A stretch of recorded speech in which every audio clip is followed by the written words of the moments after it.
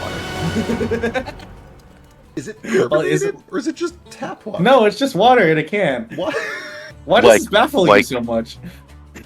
Because why the fuck is it in a can? Oh, I mean, I asked that question too, but then I stopped caring.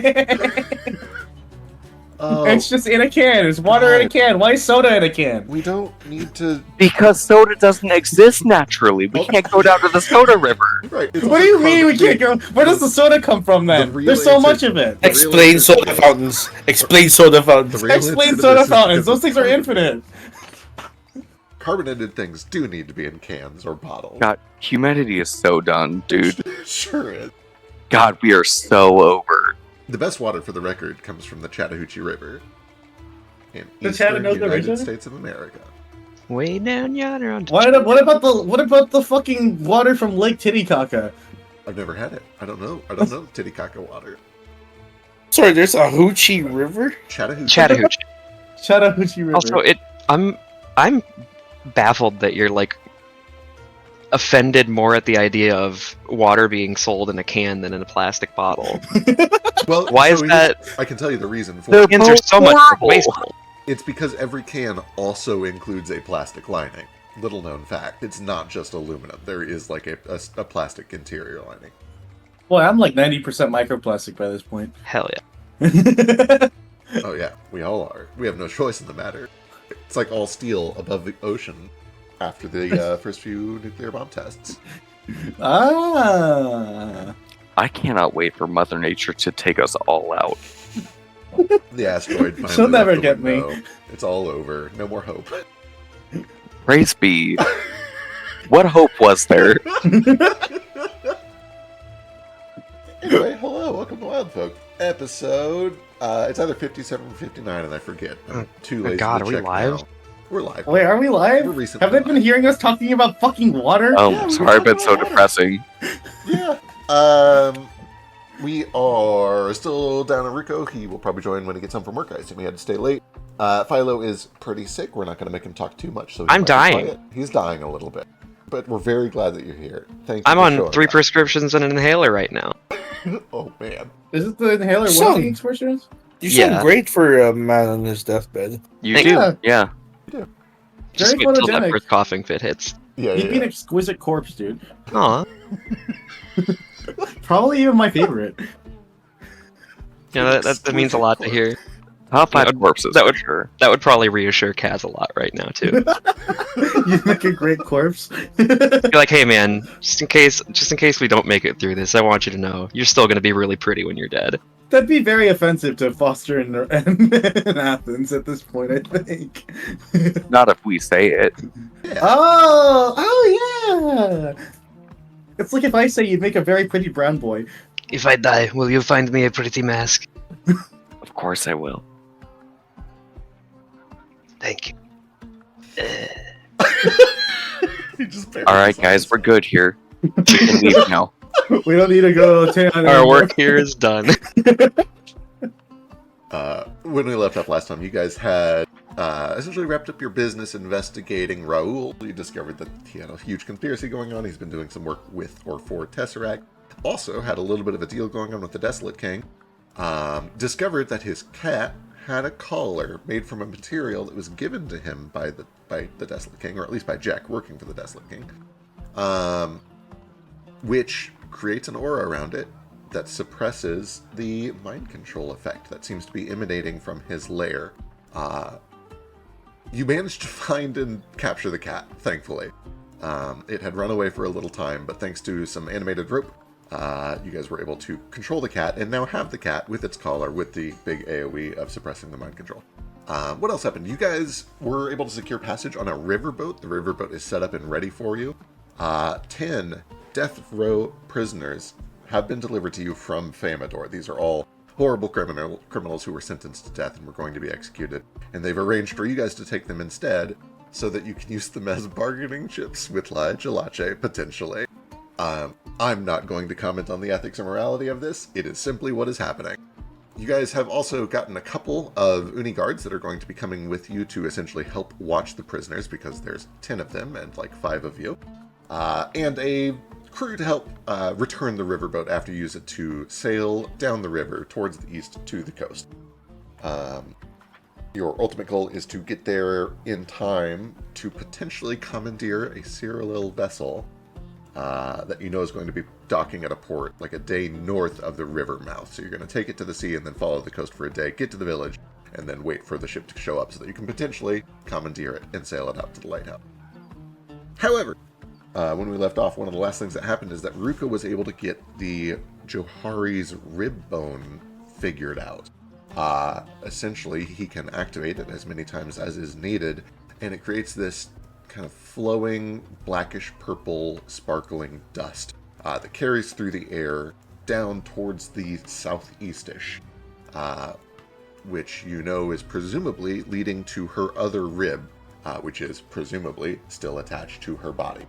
In other words, you guys have a lead on where Johari might be. It is a rough lead. It is essentially just a rough direction. But you do have that as well. I do know that Ruko maybe wanted to check in on some things before you guys took off. But since he's not here, we're going to go ahead and move forward, and we might flash back to that when he gets here. So I'm going to jump over to... Oh, we're already in Nunya. Perfect. Are you guys ready to take off immediately, or do you have anything you want to do before you leave? I don't have anything. Pirate outfits. Pirate outfits. Yeah. We already have those. Some of you already have them. I don't know if I did it for the other half of the party yet. I don't know if Foster or...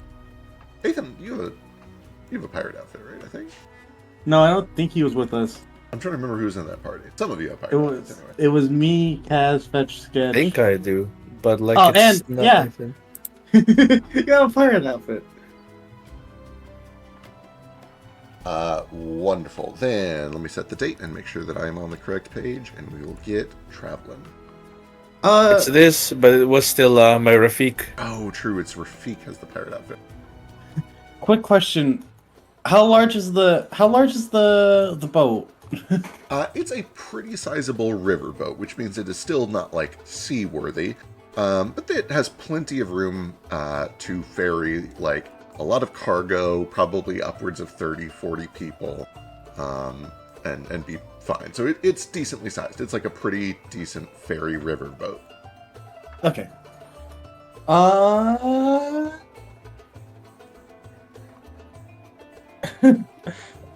If just one like small preparation thing. I forgot where it was, and I should have showed it to you. But there was like a weird little like grappling hook type boarding item specifically for like boarding other ships that I wanted to get before we Oh, yeah. went out to sea. But I fucking forgot where what it Fair. was called and what it is. If it's just like a canon rules as written item, you can certainly find one in Famador or probably even at Landfall while you're there. You can pick it up, pay standard price for it. It's okay if we like look up the details later and just say that you grabbed it while you were there. The same is also true for the other things that you poked me about. I haven't gotten you prices on those yet, but you absolutely would be able to find those things at Landfall. Nice. Okay. Perfect. Wonderful. Well, that's all the preparations, I guess. Wunderbar. Mission Avarice. Bandits. Skydock. Calendar. 3 pillows. We are on, I believe, Wednesday, the 3rd of Bayless, which is essentially July. Set current date. Add new note. Leave in riverboat.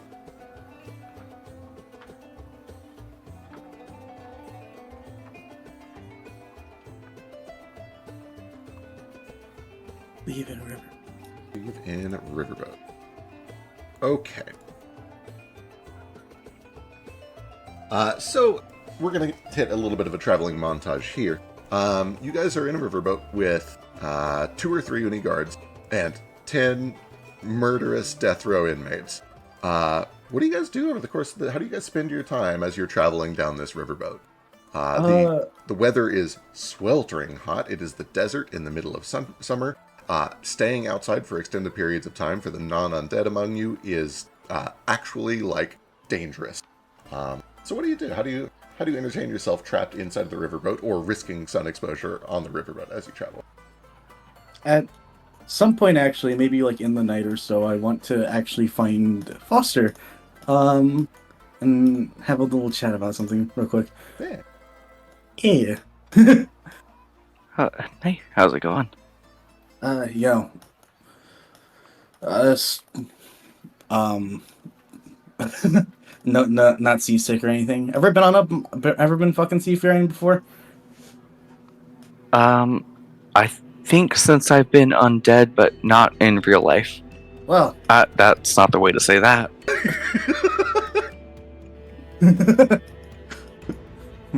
yeah, that's vaguely offensive to your kind, but It's fine. I know an undead.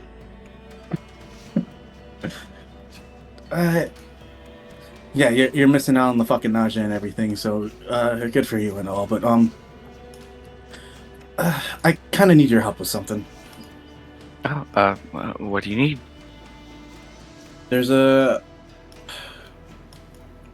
so they've essentially assured us that all these prisoners are fucking murderers. They've done shit that we may not speak of, type crimes and all that, and I'd be a fucking hypocrite if I didn't make sure it didn't corroborate those claims for myself. That makes a lot of sense. Seems And kinda cruel. you're the only other person on the ship who I trust to judge that kind of decently, you know? And, like, not to say that I'd act like a little bitch like this or anything, but, like, if for some reason I'm interrogating one of them and they give me a fucking sob story that makes me go soft and I suddenly get the instinct to want to let them go, I think you'd be good at keeping me check at that too, you know? It's just that oh, go ahead. No, sorry. Go ahead. Just that you know, Kaz has stakes on this that relate to his own life, so I don't entirely trust his judgment on handing out fucking death sentences to these prisoners. Feel like Ethan would go on with whatever I'd want to do, and I can't really get a good read on what Ruko would do with a bunch of prisoners, but I feel like practical jokes are his only thing. So it just leaves you. Well, I'm happy to help. If I'm going to help, I want to be sure you understand something. Feeling empathy for somebody with a sad story doesn't make you a little bitch. Sure, yeah. Alright. No, I think he's right. Empathy is weakness. I'm not actually here. It's just a fucking expression. Don't read too much into it. Okay, yeah, no, I like I said, I'm happy to help. Alright. Let's get, like, one more Uni guard to back us up out there in case one of them's really raggedy when I take the collar off and wake them up. Makes a lot of sense. And you got spells that could help them if that's the case too. Even with manacles on. You're right. I am a shit cop. Anyway, let's do this. And we're just gonna spend tonight in kind of interrogating each of the 10 prisoners individually, and I'm assuming all the like prison equipment, everything that was like used to keep these people here, Branch is like intimately familiar with or has at least seen before and knows how it works. I could like roll Agisite lore for that, right? Yeah, this is very up your alley. You worked around this sort of equipment all the time. And Nice. give me an insight lore just so I can give you a little bit of insight here. Like a perception check. Sure.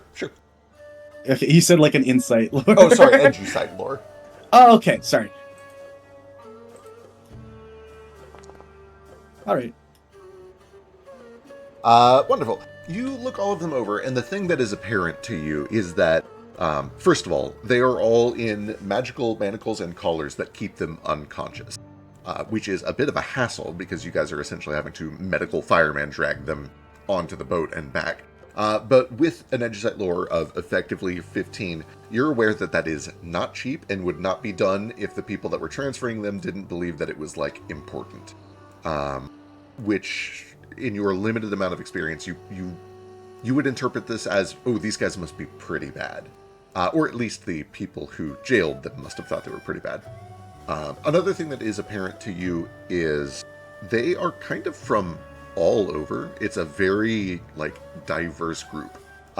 You don't get the impression that they just went to Famador and said, hey, give us 10 people on death row, because, frankly, there probably aren't 10 dangerous criminals on death row at any given time in Famador's prison. It's too small for that. So they probably had to, like, branch out a little bit. But you see people who look like, oh, this one's probably from Avarice. There's a couple that look like they're probably Blemish. It's a mixed crowd. If you want to actually wake one of them up and try interrogating them, you can do that, but they are all currently unconscious. Yeah, genuinely, French wants to go through, wake literally all of them up, and not at the same time, of course, but and like just corroborate their claims, like be like, just see what each of them are guilty of, and if there's anyone who like doesn't exactly belong here. Yeah. Okay. Essentially. Wonderful, I got it. Rather than interview all 10 of them, why don't you give me a D10 real quick, and we'll interview one, and then I'll have you do like a group check to get a vibe for all the others, but we'll play one out because it could be interesting. That's what I was assuming would have happened. Yeah, let's see it. 5. Am I helping with any of this? I assume not, but you can help if you want. That's why I'm here. There's no way I'm better at this than you are, though. I mean, you got anything that can help these guys tell the truth? Let me read through my spells really quick. The answer is no, but it'll look like it's going to change. Or at least something to calm them down if they get really rowdy or don't want to speak. I've got some lavender in my bag that I could pull out. Sure, why not? It's a nice smell. It'd be a little comforting, right? And he actually does like take that as a good suggestion. Like if you want to like open it up and like nice smells would make people more comfortable, more amicable to talk. You know. I guess what is the health status of the people we're talking to? Do they look sickly? Do they look like they have not been taken care of? Right. Give me a medicine check. At first glance, they appear to be healthy and taken care of. It doesn't look like they were like beaten and drugged. They look like they're being taken pretty decent care of. But let me get a medicine check anyway.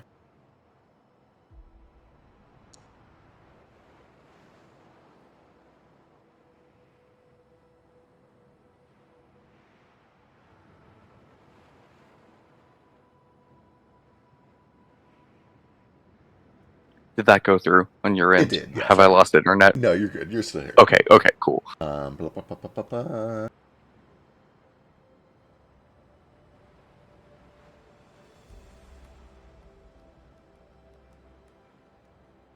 Most of them appear to be in pretty good health. However, there are 3 exceptions that kind of stand out to you as you're doing this investigation. The first is this elven woman, pale skin, long black hair, who appears very, like, gaunt and a little bit, not quite to the level of, like, skeletal, but she's very lean and pale. And at first you're like, oh, that looks pretty sickly, but when you do a closer investigation, you find that she has pointed canine teeth. She is probably a vampire or something along those lines. One of them does look to be terribly sickly. He has these sunken kind of black eyes. His cheekbones are very gaunt. He's bruised all over his skin. He just has a sickly look about him. But it's less about... he doesn't look like he was mistreated. He looks to be ill. He looks to be not long for this world. His name is Morvash. The vampire was named Zelira. And then finally, you find one whose name is just listed as Grimjaw. Who appears to be fully a zombie. Okay. So I'll start with Solira, I guess. The vampire. Yeah.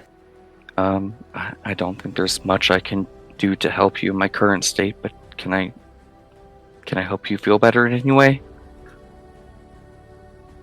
You, presumably with Branch, begin to undo the collar. She is still restrained. You've got her chained inside of a brig inside the ship. But when the collar clacks off, she kind of she looks up, and you ask that question. Can I add one thing I forgot to say? Yeah, what you got?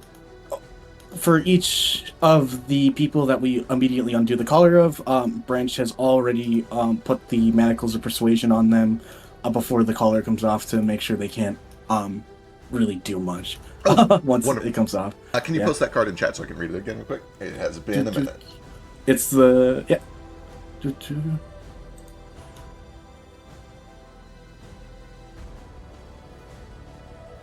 There we go.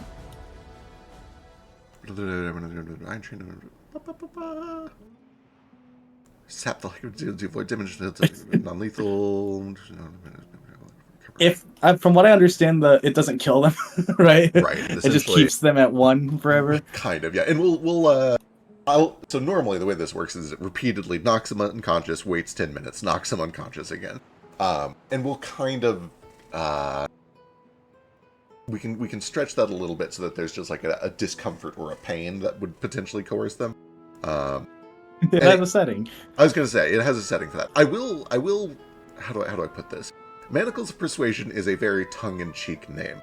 This set of manacles doesn't actually make them any more likely to give truthful answers. All it does is keep them at the brink of unconsciousness. They're essentially a set of torture manacles.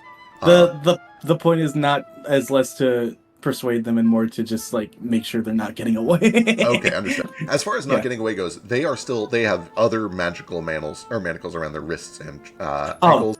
Unless you tell them to go away, the guards are standing behind you watching this whole process as well. And for what it's worth, you're on a riverboat in the middle of a pretty wide river. But yeah, she kind of wakes up suddenly, and she looks at the two of you, Foster, obviously a skeleton, and Sidro, and the guards behind you. And you can see that she kind of looks past all of you to the beating sun, just outside of this brig room that you guys have got her trapped in with all these others. And she kind of gives a bit of a almost like playful smile. Says, "Is today the day then?" So you're aware of your situation? I knew it was only a matter of time. How did you get caught?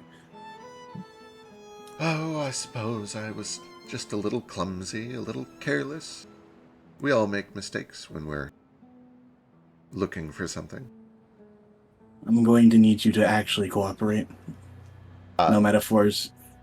The guard behind you starts to pull out a rap sheet and read off crimes, and she kind of raises up her, well, I guess she can't lift her hands, but she says, no, I'll do it.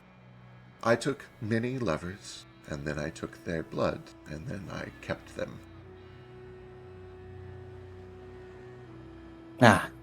Apparently some people thought that was too greedy of me, but what can I say? The heart wants what it wants. Do you know where you're going? You mean after all of this, or at the other end of this river? I assume that there's a special domain somewhere in the realms of hell for me. I hope they have some cute guys there.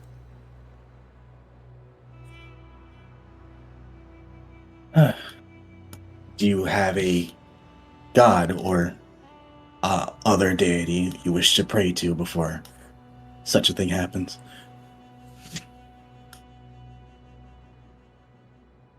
She kind of looks.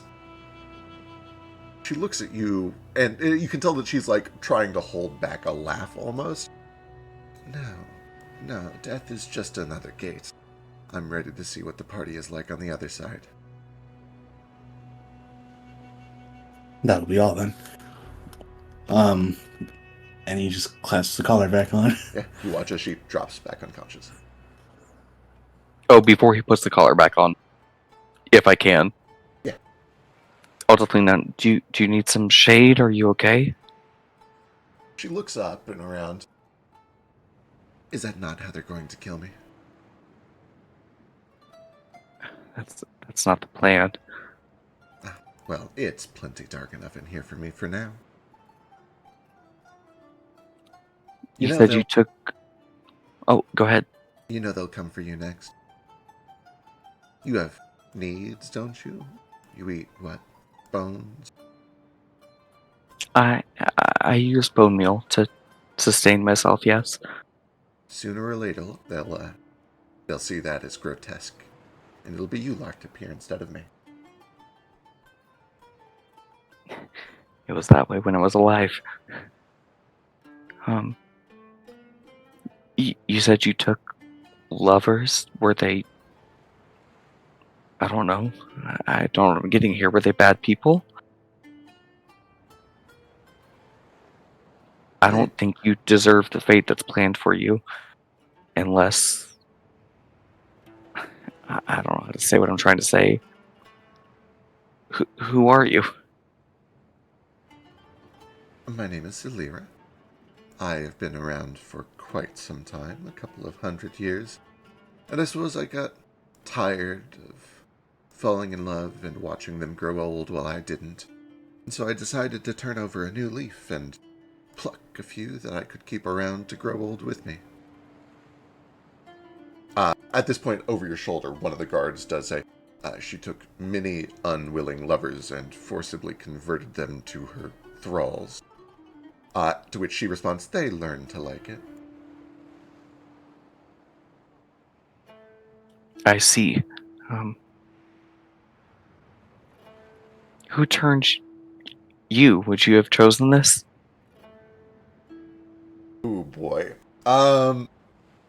Give me a perception check. Oh no. Can I assist? Yeah, absolutely. Oh no, I'm gonna use my hero point because I want the answer to this. Because Fair. Foster has questions. Much better.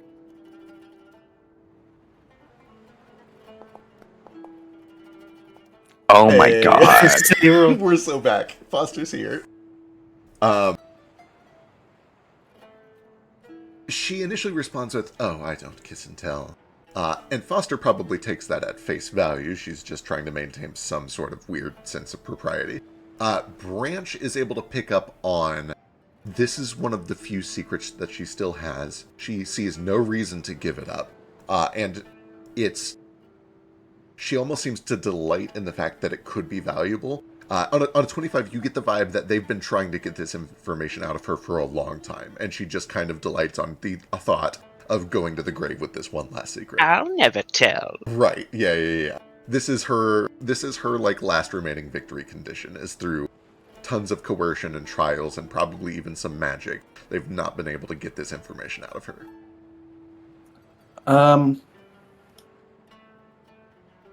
So Branch is gonna move his cloak aside to like show off his like fake arm and just say, I'll offer you this one mercy. I'm curious, and I won't tell anyone. I've been in your situation before. I know what it's like to have either regrets or just something you want someone else to know. I'll promise I'll keep it a secret if you do. Promise? Promise. Give me a persuasion check. Or diplomacy, yeah.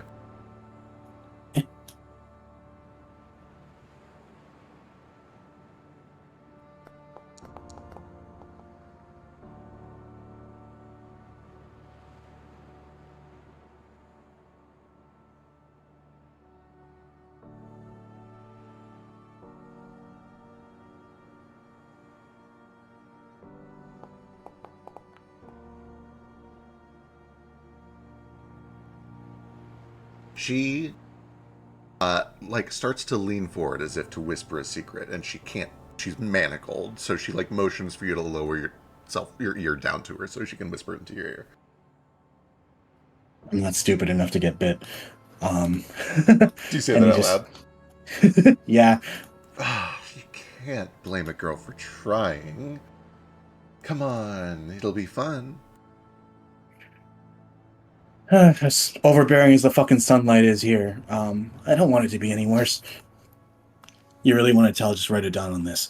And he just hands her fucking parchment from his ledger. No, I'm not going to tell. Okay. Come on, am I not supposed to get one last meal? Is that not how this happens? And he just looks around the other prisoners and stuff like that. And is like, tell you what, if we find anyone worse than you, you get to have first go at them. Oh, what about that one? He looks tasty. And she kind of just looks over at one of the other prisoners. Oh, you're all going to the same place anyway.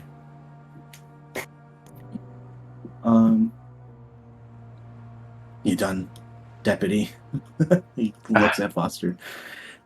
I think so. I figured we just work our way down the line. That guy next to her doesn't look very well at all. Yeah. Not sick, but I don't know. Not long for life.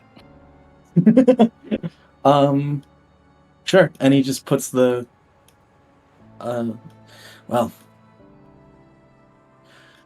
even if you aren't praying to any deity, hope we find whatever you want on the other side.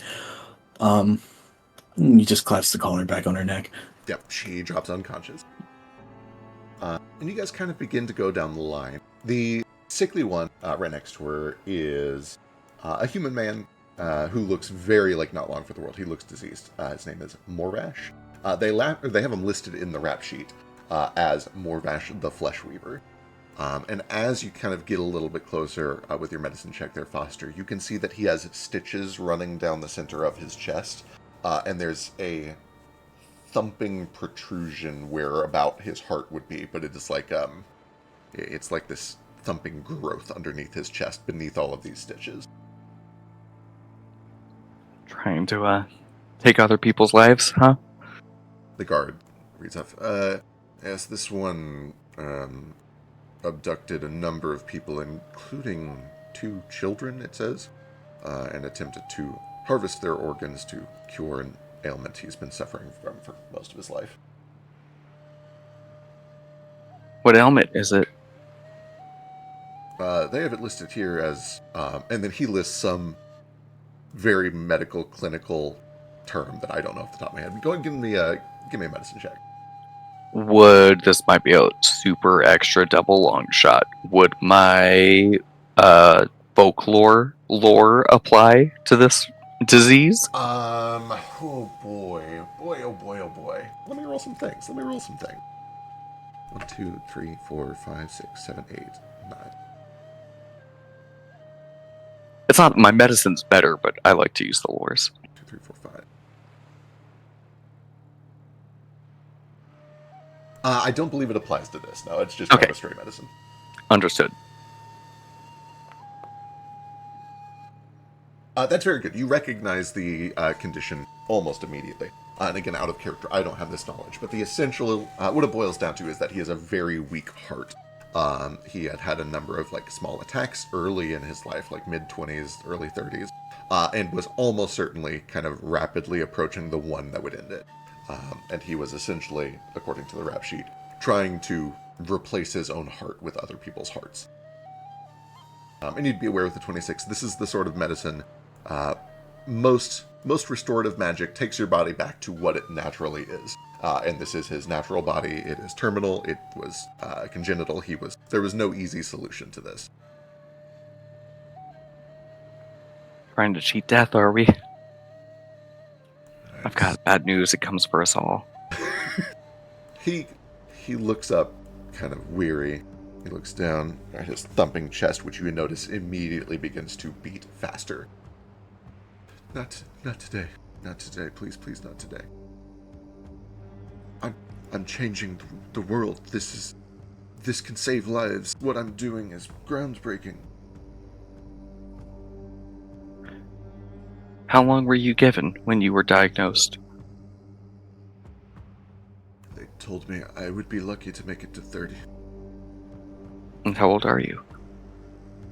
Depends how long I've been unconscious, but 33 when I went to sleep. And how old were the children? You watch his eyes glance downward, first just kind of doing a long distance stare, which is clearly laden with some guilt, some shame. But then those eyes drift back towards his own chest where they are beating. They're still alive. In a way. I don't think they're alive in the way you think they are.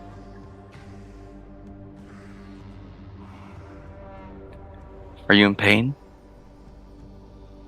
Always. Good. And I stand up. No, please, no, don't go. I have so much knowledge to learn from my mistakes. The medical community can grow. If Foster's done, Branch just essentially coldly asks the same questions he asked the last person. Pretty much all of them. Yeah, you start to essentially just go through all of your interview questions, try to get a vibe for it. And you quickly discover, as you go through the rest of his story and all of the other stories of these people, some of them have truly no remorse. They are simply violent. They are psychopathic. They have a different moral worldview that led them down a path of destruction. Many of them were abusing magic for truly heinous ends. There are a few that feel that their actions were justified, but even those, they very clean-cut hurt innocent people in order to achieve their goals. They may have been justified in their own minds, but they did heinous things for the sake of their ends. Yeah. There isn't anybody here on that check that strikes you as like, oh, they're here on accident. They really should be set free. There's a mistake. And it probably occurs to you how they've been thoroughly vetted. You get the vibe that somebody went to great lengths and to many different places throughout the world. There are some from Avarice, there are a few from Blimidel. Somebody went out of their way to make sure that no mistakes were made in giving you these 10 prisoners who were truly awful. Gotcha. Okay. Yeah. French just takes a deep breath and turns to Foster and goes, I guess they did it. 10 of the worst of the worst they could manage to find. Honestly, I'm a little impressed. I might be a little biased here, but I wouldn't say most of them. I'm hardly the arbiter of life and death, though. Wow. Any of them that you want to set free, then? I wish there was. Yeah. That'd be nice. Wow. I think they're gonna be used to better ends with what we're doing with them than they would be if these manacles weren't on them. Can I ask you a question? Shoot. If I condemn all 10 of them to death to save Kaz, am I any better than Desolate King? No. You're not. Then what are we doing? What we can.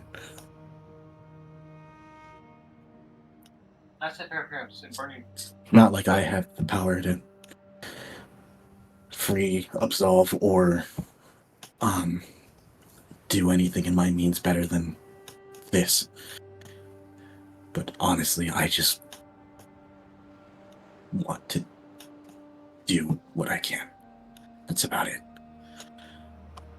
I'm sorry I'm putting you guys through this.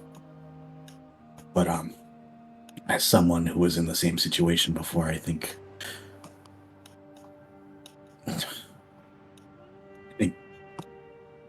and he genuinely can't finish his thought. He tries to find words about how he can justify this in his own head when this literally the same thing happened to him, and he can't. He's completely aware he's a fucking hypocrite right now.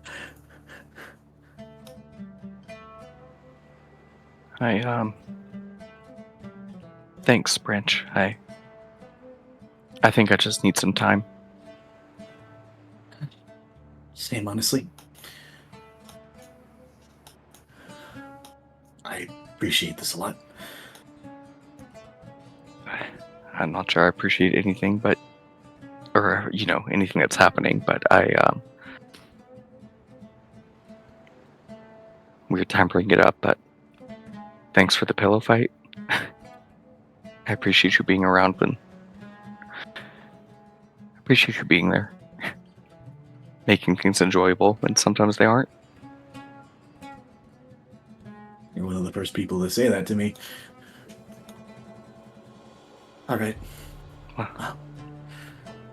Rest well. You don't exactly sleep, right? Nah, not exactly. I'm gonna go see what I can do to get, I don't know, some fish to follow us. Maybe get the food a little bit easier to gather as we travel. That'd be nice. All right. Later. Later. Wonderful. As that is going on the first day of travel, Kaz, what do you? Obviously, you don't need to speak long if your voice is hurting. But what is Kaz doing for the majority of this trip? Is he helping sail? Is he relaxing? He's probably just mostly helping like navigate and stuff. He's very emotionally distraught about this too, for all the reasons that I just typed out. Absolutely. And I do want to reiterate, I know he's made it a point to say in person before, but he's very against the idea of any of these people dying for him too. He doesn't want anybody to have to die for his bullshit, but this is like a way for him to get into Luteon. In his mind, is like kind of like just a bargaining chip sort of thing. For sure. So he feels terrible about all this too, just for the record. Again. Yeah. Absolutely. If I do see, I don't want to hog too much on the first half of the session, but if I do see Kaz moving around, I will like talk to him about it, and unless anyone else has something they want to do right now, I guess. I'm good. I'm gonna I'll just like approach Kaz and see him at the fucking mast or whatever and be like, confirmed, no mistakes, nothing there. They're all horrible people. Oh, what a relief. Actually, yeah. You can tell from the look on his face and the way he's like white knuckle gripping the wheel of the ship that he does not feel relieved to hear that. I'm sorry. The closer we get to this, the more I really hope that I don't have to become this sort of person that's even thinking about sacrificing others for me. But it was an option that I had, and I didn't see any others at the moment. I really hope we can just find an airship and break in with the element of surprise, because even if I have to pretend to be diplomatic with that horrible bitch for a moment, it will already bear on my soul. Can the horrible Cecler hear you right now? Oh, probably. Oh, nice. I just look up and I'm like, I hope you're listening. Nice. I should probably keep my fucking mouth shut, huh? Well, she heard that we're bringing her 10 gifts, apparently. Maybe she'll be a little fucking more amicable. And hey, you didn't. This was my idea. I brought it up. It was my fucking plan. I did the research. I was the one who thought soul bargaining was on the table. I didn't know much about magic. And despite how much time I spent in the fucking Church of Edis, I ain't know much about the eternal soul either. I just think, given the options, this is the easiest one for us. All right. I think you're right. I shouldn't beat myself up too much over it. Even in the horrible off chance that we don't leave with those 10, we're going to leave with more. Yeah. And that'll make it worth it, right? Yes, I'm not leaving without my brother. And anybody else who has legs enough to run out of there with us. You, You ever broke out of prison before? Like, what's the deal? I didn't make it all the way to prison. Does Oh, that count? huh. Well, you beat me on that front.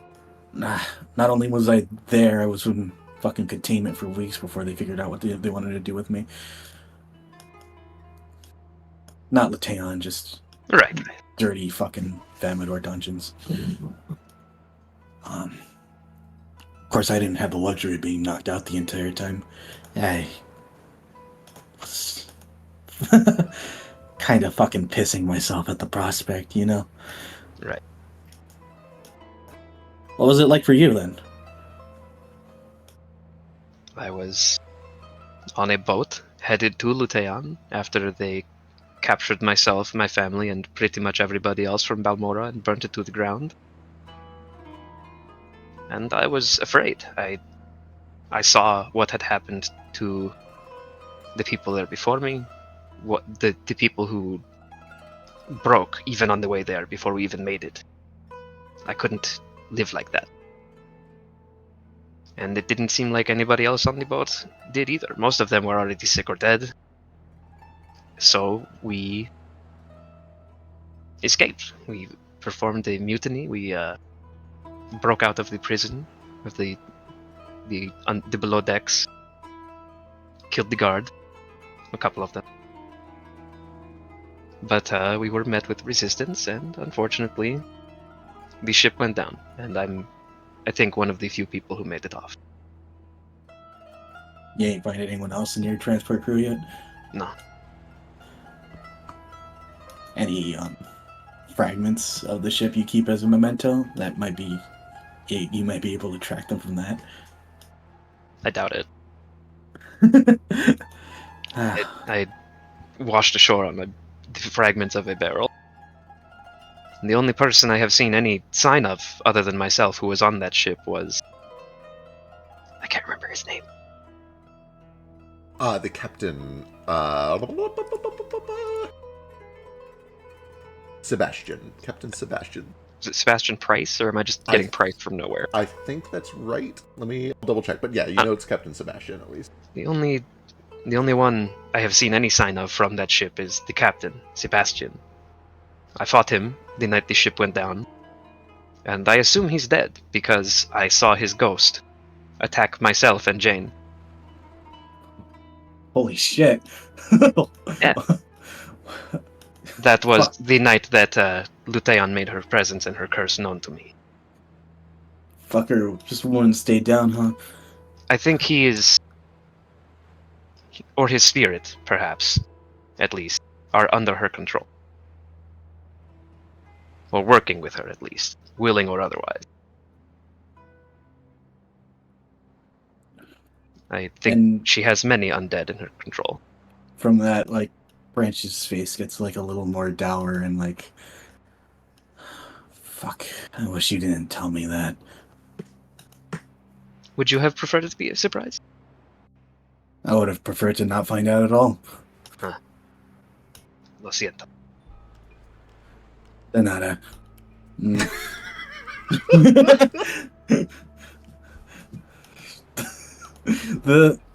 And then yeah, and at this point he's just like, we got alcohol on this ship, I want to drink. Oh, wait. Want to go raid the pantries with me? Yeah, there's probably nothing good down there.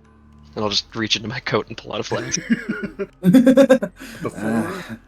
Gracias, mejor. Before we move too far from this scene, there are other people on deck kind of just doing work. They don't spend too long out there because of the sun. And you see that many of them are species that are well adapted to high heat. But what I mean is that this conversation is probably not extremely private. Kaz, could I please get a deception check from you? Oh.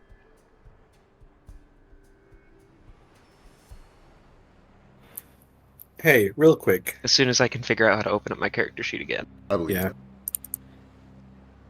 With the people working around, as Narafi would be kind of checking around on everyone, talking, make conversation. would that provide like a decent distraction for the people talking? I see them talking. I'd try to like draw attention. Let me see Also- how create a diversion works real quick. It might be a meta thing to say, but considering the sort of conversation I'm having, and that it is just with Branch, I'd probably be doing this in like Menko or Romano or whichever one of those two we both speak. That makes a lot of sense. Yeah, we both speak. Probably Menko. Yeah. Okay, Yeah. wonderful. That's why we're saying, Lo Siento. Yeah, I gotcha. That makes a lot of sense. Perfect. They're Yeah, speaking Nerf, go weird give me again. Yeah, he's like, either- they're speaking. They're Weird. speaking weird again. Spanish. that esoteric, dark eldritch language. Who's ever even heard of that? I don't Such a understand weird this tongue. language. It wasn't invented 300 years ago. Amazing. Why does the language center around the verbs? Honestly, the Yeah. Spanish is the perfect language. That's so Yeah. cool. Or I really, agree. all romantic languages are perfect languages. They got that shit figured out. Rome didn't do everything right, but they did language right. I think the weirdest thing to Athens about this whole language thing is like verbiage has changed, colloquialisms has changed. So the things they say back then, if you've seen like Avatar, Aang going back to the Fire Nation, going, "Greetings, fellow Hotmen," because that's how they spoke back That's how then. they spoke. Yeah, exactly. So he sounds like a "hello, fellow kids" whenever he tries to speak to people. Absolutely. I know you didn't play Final Fantasy XIV, but there's a character in there that like speaks very old English in a way that everybody is constantly like, "Why do you talk like that? You sound Is that the crazy. cat What are you doing?" lady? No, I'm so bad at names. Needs must be. Some they all speak like that actually. Well, some of them do speak. Yeah, okay. There's lots of silly speak in Final Fantasy. But the point is that, yeah, probably for a long time when you woke up, you were struggling because, like, you were speaking this antiquated 300-year-old version of the same language, but there's so much new vernacular, and they've stopped using certain participles, and, like... What does throw it back mean? right. What's a Rizzler? So, you know, in the time that you're awake, you've adjusted pretty well, but it still comes across as weird. Why do people keep saying I have no bitches? Between Narafi kind of deliberately kind of like barking out some orders to, not barking out orders, but chatting them up to make a diversion, and you guys speaking a different language, nobody really does anything or reacts to this in any sort of way. You guys are able to have your conversation undisturbed, and then share a little alcohol and continue on your way. Yeah, you need a roll. Anyone? Was it- His current roll is good enough even without help, so unless you, Yeah, if you want to roll it, you can, but he has already succeeded, so you're good. yeah. He's just like chatting. He's learning about the guards they're working with, for example. Like, hey, you have any like? Do you have anyone back home? Do you have children? You know, what do you do for a living outside of this? Do you have any hobbies? These sort of things. He's just like familiarizing himself with them in a way that's like, what do people who are our enemies have on you that they could use to make you betray me? I see, I understand. Give me a perception investigation check. Almost initiative. Here we go. And if your I don't know charisma is people. better, if your charisma is better than your wisdom, you can use it for that instead. Oh, much. Let's see. The difference is 3, so it's an 18. 18. Wonderful. You spend a little bit of time essentially interviewing them, subtly, trying to just get an idea for any leverage or weaknesses that they might provide or might expose to your enemies.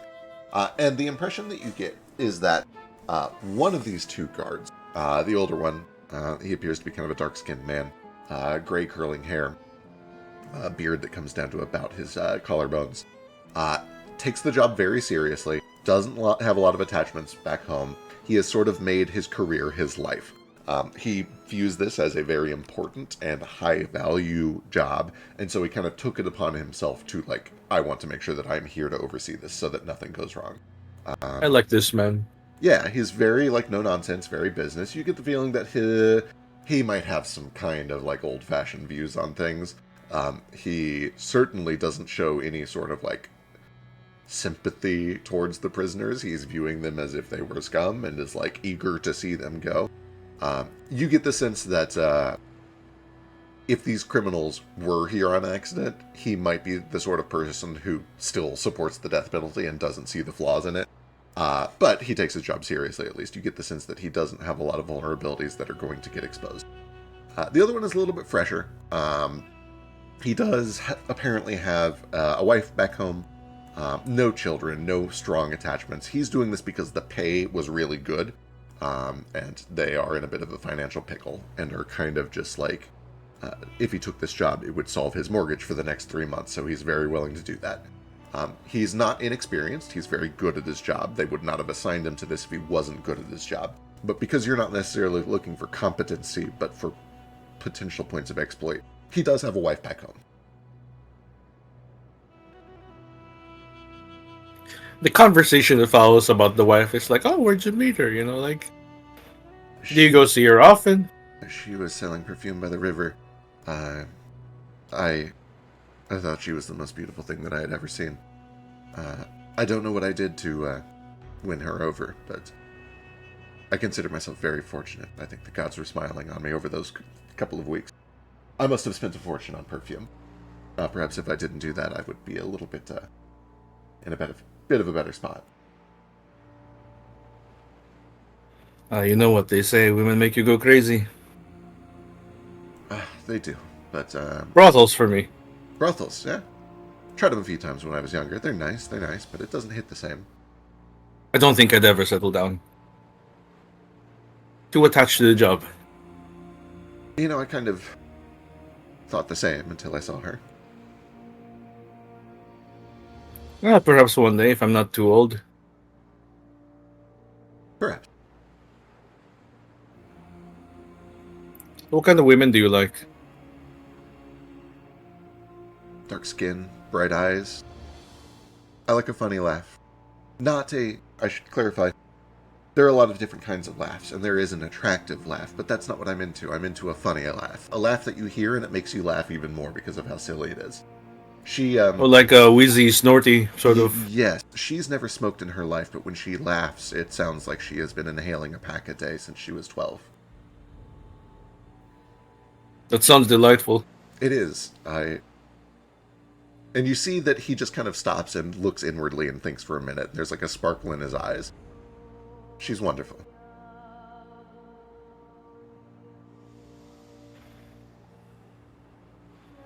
You'll get back there soon enough. He just pats him on the shoulder and walks away. And it's like, fuck. Yeah, when you say If it like that, it sounds like I'm not going to. What do you know? Hang on. What do you?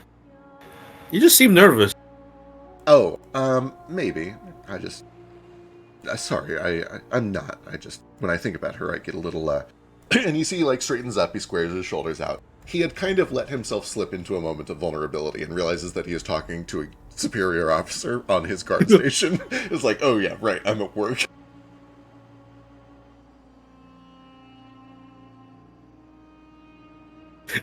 He's taken out like a notebook and started making notes. He's just like, He opened up immediately. Told me where his wife lives. Weakness. Weakness. Great, he loves her very much. This could be used against us very easily. Consider maybe throwing him overboard later? No. You gotta kill him now so nobody else kills him later. We'll see. I go over the manifests, kind of like, hey, what did every prisoner do to be here? What did they deserve? Why do they deserve to be killed? Absolutely. And if you wanted to, you could have been present for some of these interrogations, but if you want to do it separately, you can too. Yeah, I feel like when they see him talking to people, you know, like, okay, they're taking the collars off, they're probably doing something. I listen in, sort of, just kind of stand behind, like, nod, check the interrogations, like, look down on these people, like, the mask is impassive. Absolutely. You kind of oversee that whole thing. Go and give me your own investigation or insight or perception check to kind of see if you glean anything that wasn't already picked up on. I'm so bad at these. Let's go. I believe in it. Perhaps I should. As far as you can tell, the rap sheets all kind of match up. There are a couple who initially kind of start to lie and tell stories, say they got it wrong. Many of them simply own up to their crimes. A few of them do try to fight and say that it was a mistake. But, like, The guards have their rap sheets and documents, which you understand and which Branch understands even better, being an Edusite, of evidence. They've all been to trials. They've all had their time in court. They've all had a chance to prove their innocence. All of them were unable to do so. Many of them were checked magically and given things like detect thoughts and zone of truth to verify or verify that their stories were false. You on your 10 get the impression that these people are all horrible murderers who are going to be put to death anyway. They've simply been given to you as a different form of execution. He seems kind of satisfied with this. He's just making sure, they weren't making a mistake, Right. I am kind of curious, because Ethan and Ethan's family, at the time that you were alive, we executed things all the time back then. It was normal. It was very normal in your society to not just have the death penalty, but to have a flippant death penalty. It was brutalist. It was barbaric. It was not great. And I'm curious. Things are better now, but right. I'm back curious then, how much of that Ethan agreed with in life, and how much of it would carry through to the modern day. You would know that nowadays it's still pretty barbaric, but it usually is not a full death penalty. It's things much closer to Branch's situation, where it would be... it's a public thing, it's for show. Exactly, it's for show, and it's usually physical maiming. It's still corporal punishment. It's still awful, to be very clear. Yeah. Still pretty barbaric, but it's not like they would execute somebody for stealing a loaf of bread like they did back then. Yeah, so in Athens' day, he was very sheltered for the earliest part of his life, up to 10 until the incident or something. He was always just at home, studying, learning how to be a diplomat, learning his princely duties, learning that he had to marry one day and unite nations or whatever. Though he was like, I don't want that. I have no interest in it, but I'll do it, I guess. And, his mother is like, yeah, that was me. And then I ended up liking him. Once you learn you can kick his ass a few times and he fight back, that's nice. I like bad boys. You don't get any badder than this. That all definitely tracks. It's probably... My mother had issues. Oh yeah, for sure she did. It's probably especially unusual that between the two of them, she was considered to be the peaceful reformer. She was the one who tamed the beast, so to speak, who got him to shun his life of evil villainy for a moment. And how that speaks to their relationship is kind of up to you, but yeah, being the my experience, she was still pretty fucking stern. Yeah, my experience with her was that love is a good thing to have. It's like a bridle. It tames things that are normally very dark and very hard to control, and that's what his experience with love is. And his mother's love for him was different than her love for his father. It was more unconditional but strict. It was more, you're free to do what you want, but do it well. Right. Or why even do it to begin with? He wasn't good with swordplay, so she was like, "Oh, don't. You don't have to. I don't expect you to. Do something you like." So he started performing. He wasn't aware of the whole executions thing, right? His mother and father would mention, "Oh, I had to execute someone because treason, or they did something very bad, they did a murder, right, or they did a sex thing that, hey, we can't talk to you about it just yet. You'll learn about this on page 12 next lesson." Right. And the rules and bylaws and autonomy and that. Also, the difference between people and objects. Slaves across the sea considered objects. We don't like that, but we can't do anything about it.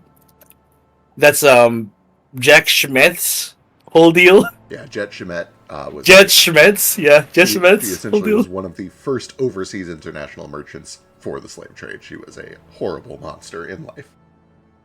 Yeah, but she was like an old friend of Dad's. Yep. So, or ally, whatever. So, he's just like, we don't interact. Bad things happened, and I want to move past that.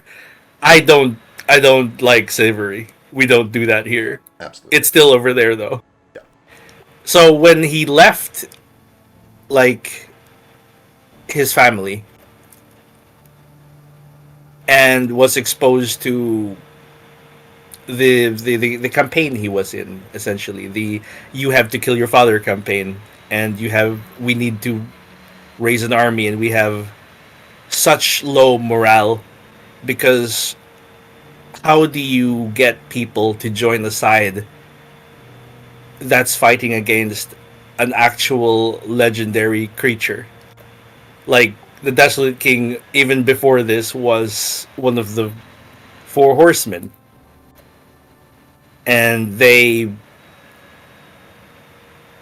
dealt so much pain and suffering and death across the land, and now he's just there and he's back. How do you fight against that? So they had to make another legend. So they made, oh hey, you're the promised prince. You're the Lord of Light, the Lightbringer. You're going to defeat him. Yes, if it's prophesied, then yeah, the guy can be defeated. His experience with executions there were like, it's corporal, right? It's oh, this person tried to run away after they joined us, and we can't have that. I forget what it's called in the military. It's this desertion, Yeah, desertion. right? Yep. So deserters were like executed, for example. People who stole rations and stuff like that were executed because they couldn't have anyone dissenting. They couldn't have anyone going against what they were doing. They had such little resources, and they had no place for anyone disobedient. Right. So his experience was, it's something that had to be done, or you would die. For sure. War does a lot of terrible things, and it kind of instills a lot of behaviors that are unfortunate, but maybe necessary. Hard to comment on that. Yeah. Ethan. Yeah, he was never made to do it. Even he was usually like, "Hey, you have to be like you have to advocate for them. You should be like, I'm sorry that they did this, and you have someone else do the execution because they're meant to be the bad guy, and you're meant to be the good guy." Sure. So it was usually like Narafi or his uncle who did the executions, and it was Athen who read them their guilt, what they were guilty for. Like, oh, you deserted us. We trusted you. Like, we will take care of your family, but this is something that has to be done. Yeah. And here we are, 300 years later, still looking at kind of the same vibe, although for a somewhat different reason. You are able to kind of go through all these, working with Branch and with Foster. Oh, this is much worse than desertion. This lady is. Oh God. Oh fuck. Oh, I'd kill you myself. Like right now. Right, pretty bad. What are we waiting for? Why are these people? Yeah, it all kind of definitely rings up as like, why weren't they just executed right there? Like, it's a very culture sort of thing. Yeah, I'm over here like, I hope people don't feel bad that we're killing these people. Like, we're removing horrible creatures from this world. Right. It's not like they stole to save their families. This one killed children to preserve his own life. Right. This one took a harem of unwilling lovers. This one's just really weird. Death for you. This guy, he's just too weird. He harshes the vibe too much. He harshes the vibe everywhere he goes. He has a vibe. Okay, this one took a harem of unwilling thrall lovers. This one killed children to extend his own life unnaturally, and this guy doesn't shake the ketchup bottle before he uses it. God! And he liked it. He liked it. He's gonna get ketchup pre on his hot dog. He exclusively takes the ketchup Yeah, pre. he deserves to die. It's on site for him. Yeah, Branch and Foster are both really fucking upset about it. Then that guy should have been like, "Oh, we're doing the right thing." Oh yeah, you picked out some good ones, guys. Yeah, ketchup pre-banded, as they call him. The ketchup pre-banded. God. What a horrible. Sorry. first day of travel goes pretty uneventfully. After a few hours, you guys watch as the city is behind you, and you're essentially just on this enormous river that cuts through the desert like the Nile. About every 6 to 7 hours, you'll come across another little fishing settlement that has been set up as a waypoint for people traveling by land. You guys are unusual in that you are traveling through the day, in the middle of the day. People on foot typically don't travel in the middle of the day. They are crepuscular. They do it at dusk and dawn to avoid the heat and the undead. Well, a fun word. Yeah, it's a great word. It's wonderful. Crepuscular. But eventually, I need, as we're traveling, I do need the world's easiest sailing check. You are sailing a riverboat down a river. There's only one way to go, but this is mostly to avoid shoals and reeds and shallow places. Don't worry, guys. I got this. I believe in you. Oh my god.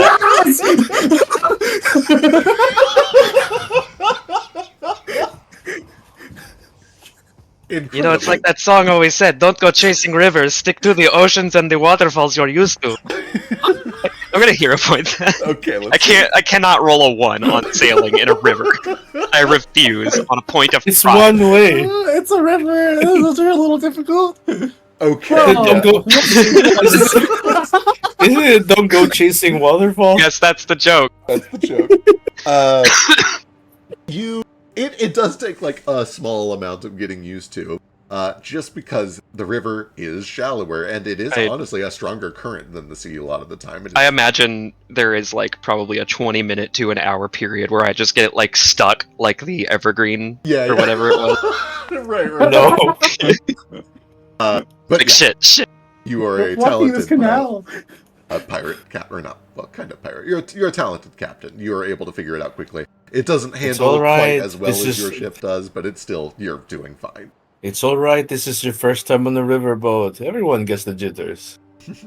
The part that makes it tricky, and actually probably the main way I would have explained in that one if you had kept it, is it's just so fucking hot. It's miserable being on deck. They have a little canvas thing that you can pull over as a canopy, essentially, which thankfully keeps you out of direct sunlight. But even just the heat radiating off of the shores, off of the water, off of the wood of the boat onto you, it's miserable. This is like the worst heat you've experienced in a very long time. But thankfully, you're able to keep it together enough to keep her steady and continue down, essentially halfway to shore. You get the feeling that by this time tomorrow, about sunset, you'll probably reach the sea. Hooray. Branch is by his side, shirtless, fanning him with banana leaves, so he doesn't pass out. Thank you, Oh God. yeah, Miserable existence. you were made for the heat, right, Branch? Yeah, he's That's probably good. he's probably just living it up. Honestly, he probably He's likes really this happy. weather at least a little bit. I was going to say, you're certainly handling it better than I think anyone else here. Yeah, Famador has a Ruko- very tropical environment. It's very, like, equatorial. Ruko Yeah, is did also not survive. certainly miserable. Yeah. Ruko did not survive the trip. Yeah. Oh, Ruko! He's used to Speaking like of- humidity, at least. Speak of the devil, he's here just in Ruko, time. you're dying of heat. Okay. Rip in Dying peace. of heat. Real quick, before we Will- see what Ruko is up to, yeah. we do have a hand raise from Foster. What are you up to, Foster?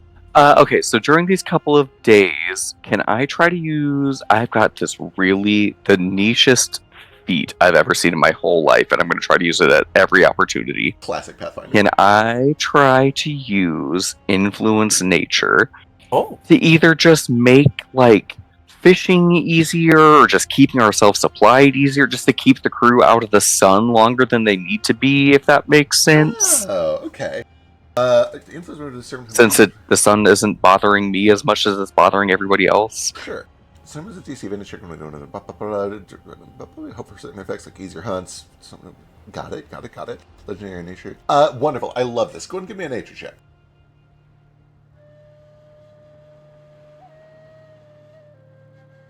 Nature, where'd you go? Here she is. Oh, so close. Okay. That's still pretty decent. Your modifier is insane on nature. Yeah, you are able to do a couple of things here which are very useful. The first is that you're able to kind of cultivate a little bit of an easier fishing time for them to fish, so that you can have fresh fish instead of the salted fish and other salted foods that they brought along for this trip. But the bigger thing that you do is useful is there's crocodiles all over this river, and you are able to kind of Go on now, get. yeah, you're able to do a development method that gets them to go on get. And they could not do any serious harm to the ship, but when they interfere, sometimes by just being too many of them in a pod that's in the way, it slows you guys down, and you're able to kind of disperse them so that you're not having to tiptoe around these crocs or slow the ship down or risk damage to the ship by essentially sailing through them. And given that you guys are running on kind of a light crew, this ends up being very helpful.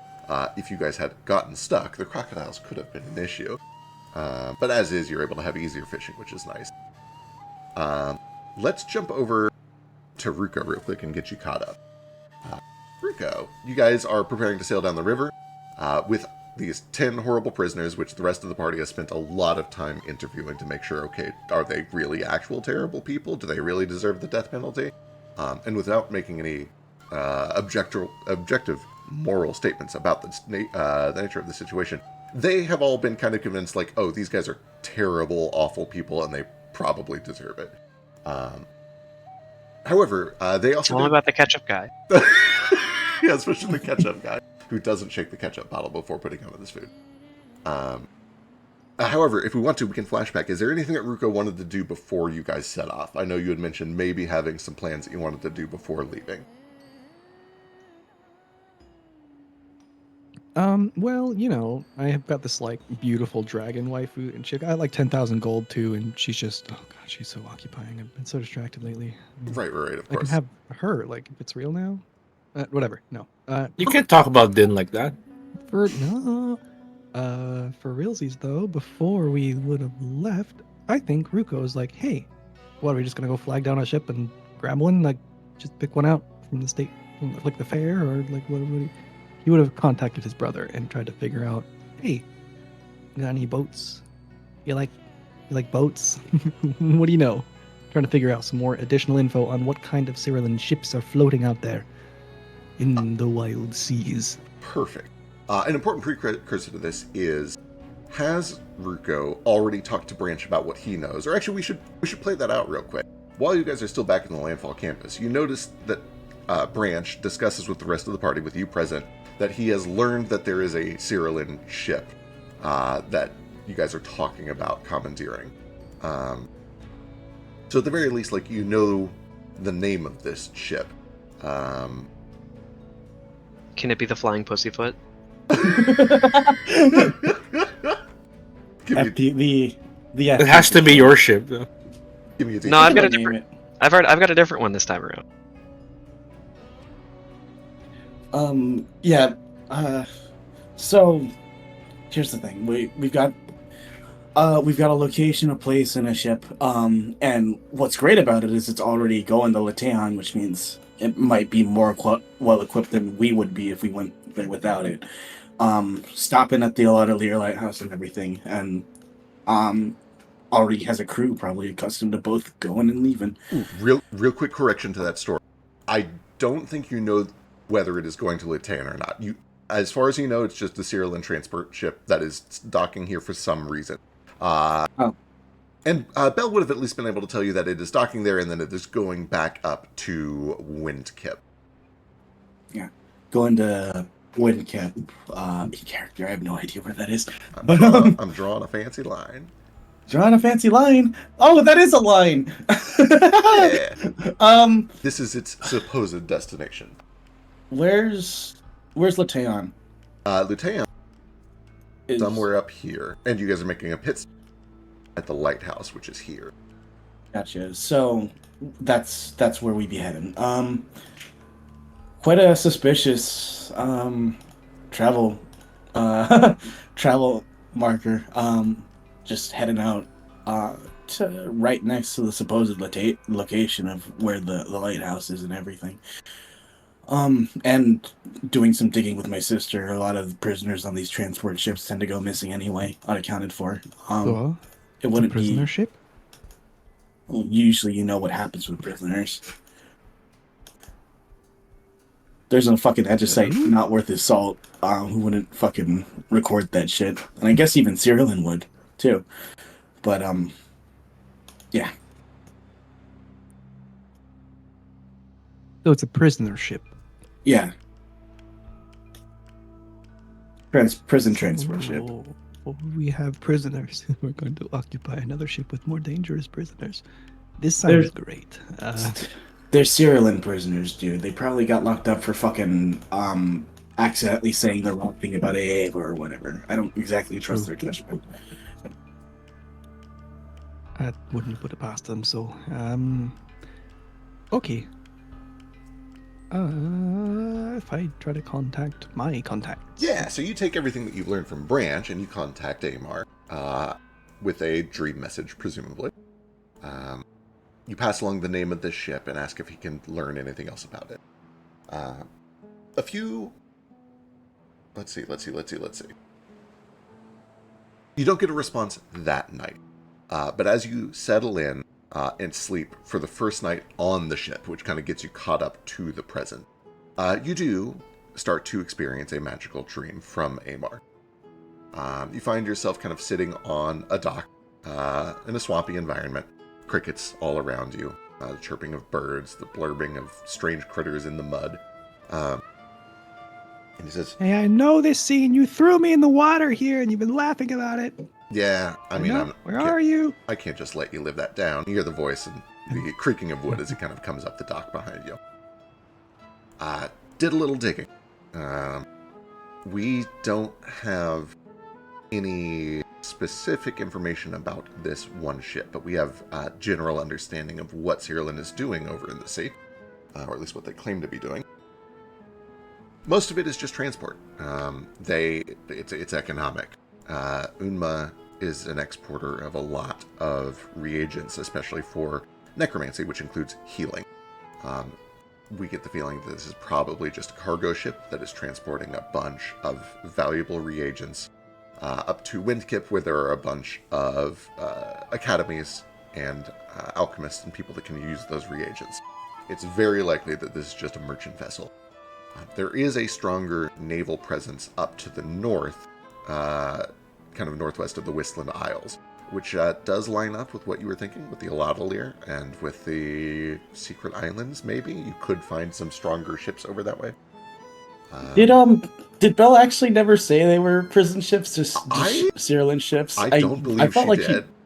Okay, never mind. Then I what I said earlier was completely fucking wrong. Right, I almost jumped in there, but said. I couldn't tell if Branch was like deliberately spinning a thing or if that was just a confusion thing. No, that's just me being an idiot. Sorry. With that said, we do have some knowledge of how they normally secure these merchant ships.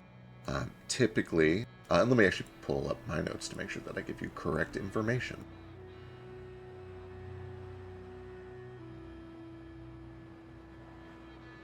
A lot of the time, most of the crew on board is civilian. They are usually crewed by 30 to 40 people, most of which are just, topmen and deck workers and captains and first mate. I don't know, boatsman. The point is that it's people who are meant to work on a boat, mostly. They do usually have some armed guard, though, even on these merchant vessels. A typical outfit is 3 knights and 2 Suncolors. The Suncolors usually are equipped with magic that can help with the ship's transit. They will control the winds to help guide their path, and they are outfitted to defend the ship if attacked. Which is to say, even if this is just a merchant vessel, there's probably going to be at least a little bit of an armed guard, but it will be mostly civilians. All right, that's good. So trade route, we've got less gun ships, less patrolling ships, just more trade. Okay, good, I think. Yeah, it is worth mentioning that even their trade vessels are usually outfitted with cannon, especially if they're trading over in the Tapwine, because there's pirates all over there. The ships that travel east don't face as much resistance, but they still remain armed because, and you get this weird smirk across his face. We've taught them the lesson about what happens if they sail past regal water unarmed one too many times. So there's usually at least a little bit of armament, even on these merchant vessels. So, be careful. All right. All right. Hmm. Hmm. Are you Well, if that's the information you yes, are you you're gonna try to capture this vessel? it'll be easy. Just, go in, swoop it up, that kind of thing. Do I you suppose. have a plan for how you're gonna crew it? Being very inspirational. I got this. I'm a natural. Look, Amar, I'm traveling with a bunch of idiots and I'm scared. Uh, But I think we can manage. I think we can. But it's just very tense. give me. Don't give me anything. Amar looks at you and he kind of thinks for a moment, and then he locks eyes with you and he smiles. I trust you. I do. You're not stupid. I don't think you would do this if you didn't think it was a good idea, and I'm excited to see how it goes. If you capture a Cyrillan merchant vessel, we will pay you for it. We will buy it off of you. I was thinking Ooh. about this. Yes, just sail it back in. It's ours now. Ooh, Yeah, delicious. I don't know what your plans are when this is all over, if you need to keep this ship. But if you successfully steal a Cyrillan merchant vessel and return it to Regal Water, I can arrange to have somebody meet you there and pay you for the ship. That would be glorious. You're probably thinking guns, cannons, powder, and supplies, yeah, but I'm thinking we put our big banners up on top of it. Just disgrace this Cyrillan ship with our glorious banner. Oh, certainly that is Oh, part it of the would be appeal. such a spit in the face. I love it. A much bigger part of the appeal, though, is that once again there are tons of Uni reagents for necromancy, and that would be essentially like bringing a ship full of medicine to the people of Regal Water. That's valuable. We need that. We need that a lot. Ooh. Need medicine? Something to do with the disease, the sickness? We Or always is need it something medicine, new? but especially with the maddening, yes, we're trying everything that we can. Things aren't looking great. People are scared, and having a little bit of stability would go a long way. Yeah, we could use a little victory right about now, even if it's just a merchant ship. Yeah, I'd be happy to provide if we could. We'll Right. see. I trust you. Good luck out there. Don't blow it up. I know you don't have Zep Yeah. with you this time, so like, just remember, if you blow up a ship at sea, you drown. I know. I still want to. I just feel so weak without him. Well, There's times I want to blow just everything up, but he's not there, and I feel like I can't do it. It's annoying. he's Oh well. he's something. He does great work. Last I heard, he was trying to make a giant crocodile and then blow it up. I don't know what for, but apparently he's got something he's. I know him far better than you, and I have no idea. I never do. What a What a great creature. strange little man. Does Anyway. he need help? I think he needs help. He might. I don't have too much left in this message, so I do have to go, but just be safe. Okay. One last thing. Okay. You either have to tell me your greatest. Okay, well, your greatest fuck up recently. For comedic effect, I'll tell you mine, and then. Or you can tell me your best little spicy endeavor. Or maybe tell me something what you're doing real quick. What are you doing? You want me to tell you something I fucked up? Sure. Give me a diplomacy check. They usually do this. They say some ridiculous things. Blah, blah, blah. Looking through my character sheet.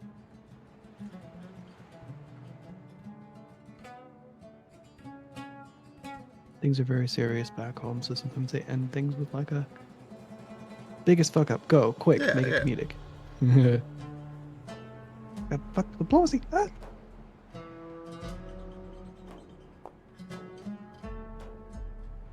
Okay, well, Whoa.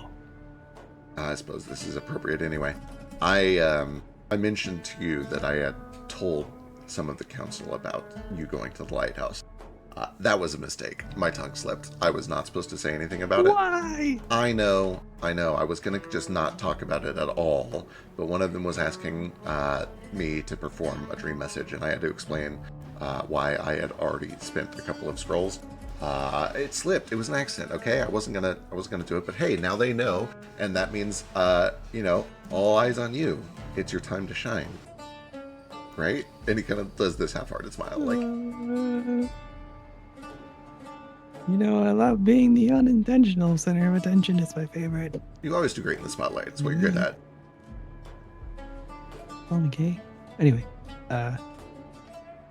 my biggest fuck up lately was I think I rooted the heart of revolution in a small child in a very sad desert land, and I might have started something Well, at large. that doesn't sound like a fuck up. Well, it felt like the right thing, but also it feels like it fucked up. Who knows? He But yeah. puts a hand on your shoulder and kind of says, yeah, that's the secret. When the status quo is evil, doing the right thing feels like you're breaking the rules, and that can feel like a fuck up. That's the point. He just smiles like, yeah. The secret is fucking up in the right direction. Are you gay? What? You said it sounded like I was calling you gay. I thought you were. Are you? I always just had a hunch. Wait, hold on. Sorry, we're running out of dream message time, I'm pretty sure. Yeah, the magic starts to ripple around the edges of your vision. You see the scene starts to fade away into the swampy mist. Ruko fake trips off the dock. It's pretty convincing, but he falls off into the water into the dream mist. Excellent. Yeah, you wake up the next morning. Back in the desert. It is so miserable hot. I was explaining earlier before you showed up, when you guys travel on foot, and when most people travel on foot, it is crepuscular to avoid the heat of the midday and the undead at night.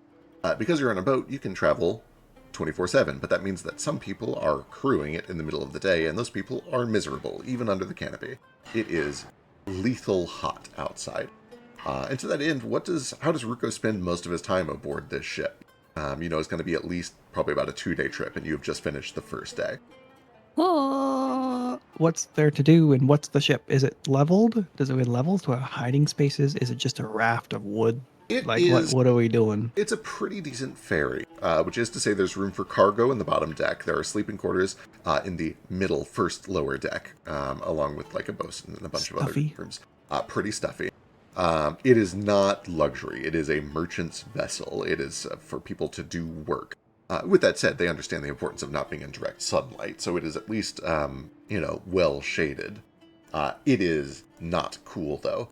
And the nice thing about the desert most of the time is it is a dry heat. That is not true when you're sailing down a river. So you are getting the full heat of the desert and also all of that thick, drowning, swampy moisture that you are used to from Blimadil, but 20 degrees hotter. How much rope do we have on this ship? It's very important for survival. So much. There is a tremendous amount of rope. Glorious. Whoever I can manage to recruit, probably Foster. We have to tie a bunch of ropes together. We'll do a loose sort of hand grab net and just trail it behind the boat as we go so that Ruko can dive into the water and have a thing to grab onto whenever he needs it. He's just gonna drag himself along most of the time if he can. And I'll keep the gators away. Yeah, I was gonna say, it suddenly becomes way more important that Foster's keeping the gators away. Well, I'm gonna be right in the wake of the ship, like where all the disturbance will scare things. I'm in the little safe point, but also cautious. Gators famously hate disturbances in the water. They do immediately go for the disturbances, but yeah. Fuck it, I'm still jumping in the water regardless. At some point. Do you have any ice spells? A cantrip that freezes things? I don't actually know what magic you have. Make things burn. I can if somebody wants to take a shit ton of damage. I figured you could just, and he grabs a bucket of water and just cast it on this and. Oh, I don't know how that works. What happens if I try to ray of frost a bucket of water? It gets very cold. Parts of it around the surface begin to crystallize into ice. It mostly kind of crystallizes around the edges. It's not like you make a solid block of ice. It just kind of like makes little bits of ice crystals along the rim and down the insides of the bucket. If you do it over and over, it'll eventually freeze. There you go, buddy. You can sit in that. Hey, I'm also willing to bet that crocodiles will be guarding the coasts. They want things to enter and splash and start coming True. closer to go and snap at. If we're in the middle, like flotsam, just floating even pace, Totally I'm just fair. floating along in the middle of a river, I feel like we might be a little safer. I'm not sure. Absolutely. And there are places where it is just tremendously wide, like wide enough that you almost can't see the banks in both directions. But there are places where it gets a little bit Thick narrower. river. Yeah, it's a thick river. It's like the Nile. It's huge. It is a tremendous, mighty river flowing through the desert here. And it has built a huge community flowing down its length.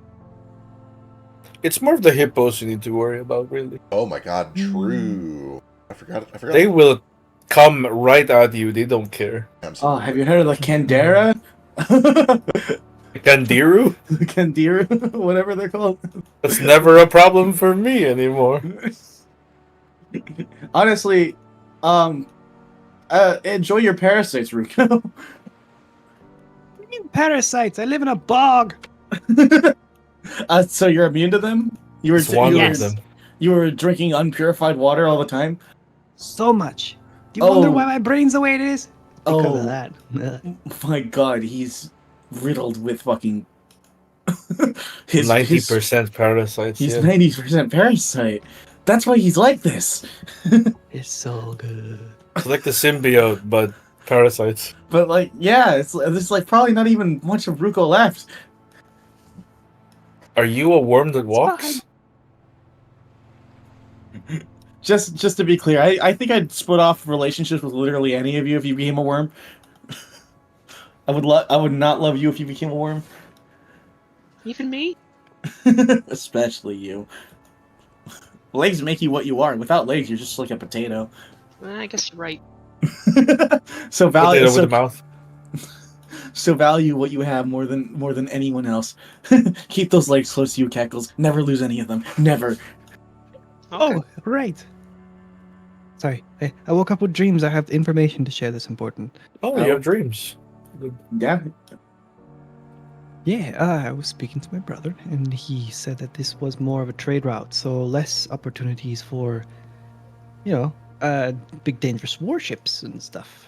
Still defensive cannons, possibly, and I don't know. Let me think. Okay, that's confusing. You were in a talk with your brother, but you were saying things like gay.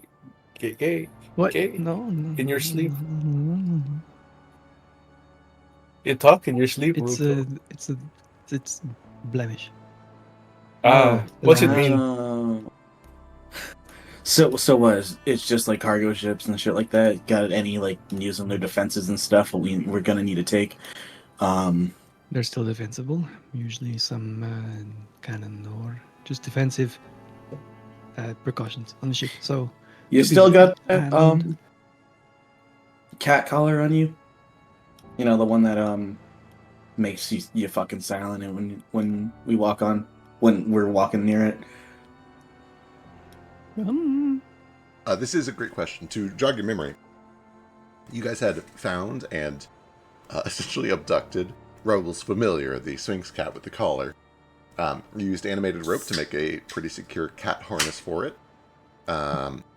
Many times when you tie up a creature, I simply assume that you did a good enough job that they don't have a reasonable chance of escaping. Mm-hmm. This is a cat, Hey, and we all yeah. know what it is like to try to contain a cat. This cat is I have a- occasionally going to get repeated checks to escape this rope because it is Yeah. a cat. Hold up, is the cat? Is the I have collar a still question. attached to the cat? Currently, nobody has said they take the collar off the cat. I thought we I said have, that last session. Sorry. I have a question about the cat. Yes. It's a freelance familiar. Can I make it my familiar? Oh, Interesting. I love Prickle this. biscuits, kind of. Yeah, I think with the right amount of food, you can win over any familiar. So, as we established, without his master present, The magical link that severs him, or that tethers him to Raoul is gone, but the magic that makes him a little bit more intelligent is not. He still is not capable of speech, he can understand some of it, but he's essentially just a very smart cat right now.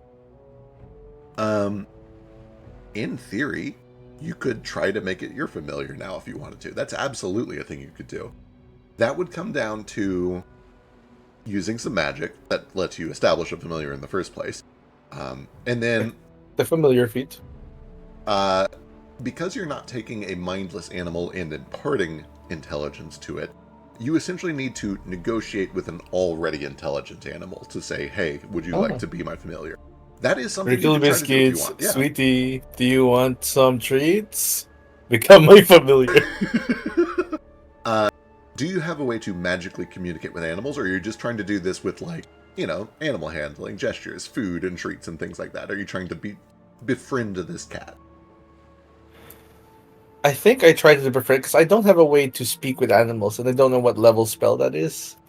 In theory, I can make any kind of spell, first level or second level, once per day each. So if there is a spell of first or second level from any school that allows me to speak with an animal, I would use it. Surely there is. Let me go look. I'm new to the system, but there's got to be like a speak with animal spell. I feel like it's a higher level spell. Or if it should be a primal one. It I will is check. a second level primal spell. Yep. Oh, then if we had a few days, yeah, he would make a scroll of it for free, cast it, and just communicate like, "Hello, it seems like you're out of a job," Oh my and god. Are you? it's are kind you- of You're yes. you're making you're making noises, and I understand what they are. Hi. Hi, Hello, can prickle I have biscuits. food? I'm so hung. Do you understand what I'm saying? Yes, I'm you would like so tuna? hungry. Tuna. You're Is that tuna's yeah. the fish thing? Yeah. The give me fish, the fish yeah. thing. Open a can of tuna. Yeah. Give me that. Give me that. Give me that. Can I have that? Can I have that? I want that. Can I have that? You can Can I have have that? yes. You hold on, just Can I to have it? keep your. He's Can I have it? I pushing want the head back. Hey, He's hey, I doing don't know that. if you forgot, but I want that. Yeah. Yes, Can I I'm have it, putting it please? down. Just you're gonna cut yourself with a can. Just wait. Yeah. As soon as you set it down, he just starts devouring it. There you go. I want more.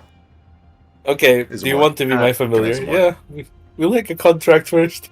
What the hell is a contract? Contract, yeah, that's it's just an agreement. You agree to work for me, Work. Do you and I want me feed to? you. This is like I need to go follow people like the other guy. Yeah, like the other guy. You know, just follow him, lay around, be cute, the usual thing. You got tuna over here? Hey, hey, back the fuck Hey, up. Hey, tell hey, that thing to ooh. tell that thing to get away from me. Hey, My tune. fuck you! Cackles. Hey, Yeah, have some Hey. peanuts. Hey, hey, hey, go. hey! Go. No, nah. Cackles speak cat. Does Cackle speak cat? I don't know. He is part cat.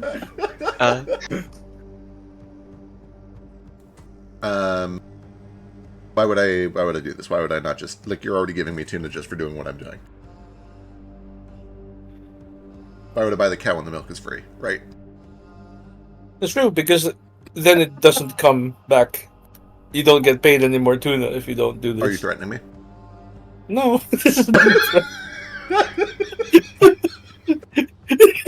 Economic coercion. I don't know that word. It'd be so funny if he did. Give me a diplomacy. I don't know how to speak to cats. I've never done this before. You're telling me that if I do a couple jobs for you sometimes, I run around and I follow people, and then I lay Jesus. around and I look cute, you will, on a regular basis, give me more tuna. Yeah, and other things like I don't know. Do you want to chase something? Yeah. Yeah, Sometimes. I could- sometimes I do, I sometimes can- I don't. Yeah, I'll let you know. You could. Yeah, as long as you let me know. Well. And he sits there thinking.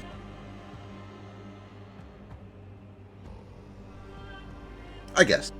And for a little while, can I do this on like a trial basis? If Okay. this is annoying, I'm going to stop. Okay, at trial basis. Sure, yeah. So give me some more. Do you tuna. want the ability? Yeah, I'm gonna buy some more. How much are tunas? Like, A whole tuna is a tremendous amount of money to buy. that's a big tuna. No, the little bit, like a can's worth. if They you're just don't. They trying to probably buy, don't have can. If you're trying to buy just like a couple packages of tuna that will feed a cat for like a week or Yeah. two, it's. I actually don't know if they had like cans of tuna back then. I don't know what kind, Oh, no. in what form they had tuna. Canning is a very recent invention. It requires like a whole industrial process. Yeah. But What have would they glass sell? jars of salted fish, essentially. Yeah, there we go. Something like that. But like cat friendly, Yeah. so they don't shit themselves to death.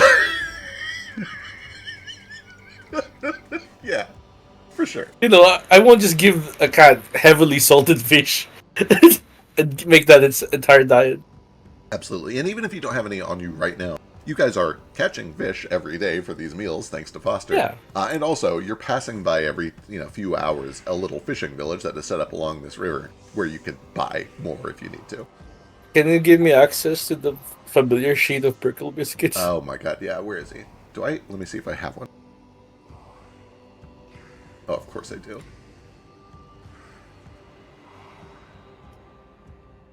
And seeing Ace fucking suddenly adopt this cat, can we finally try and take the collar off and see if like it's attached to its effect is attached to the familiar, or if anyone can use it?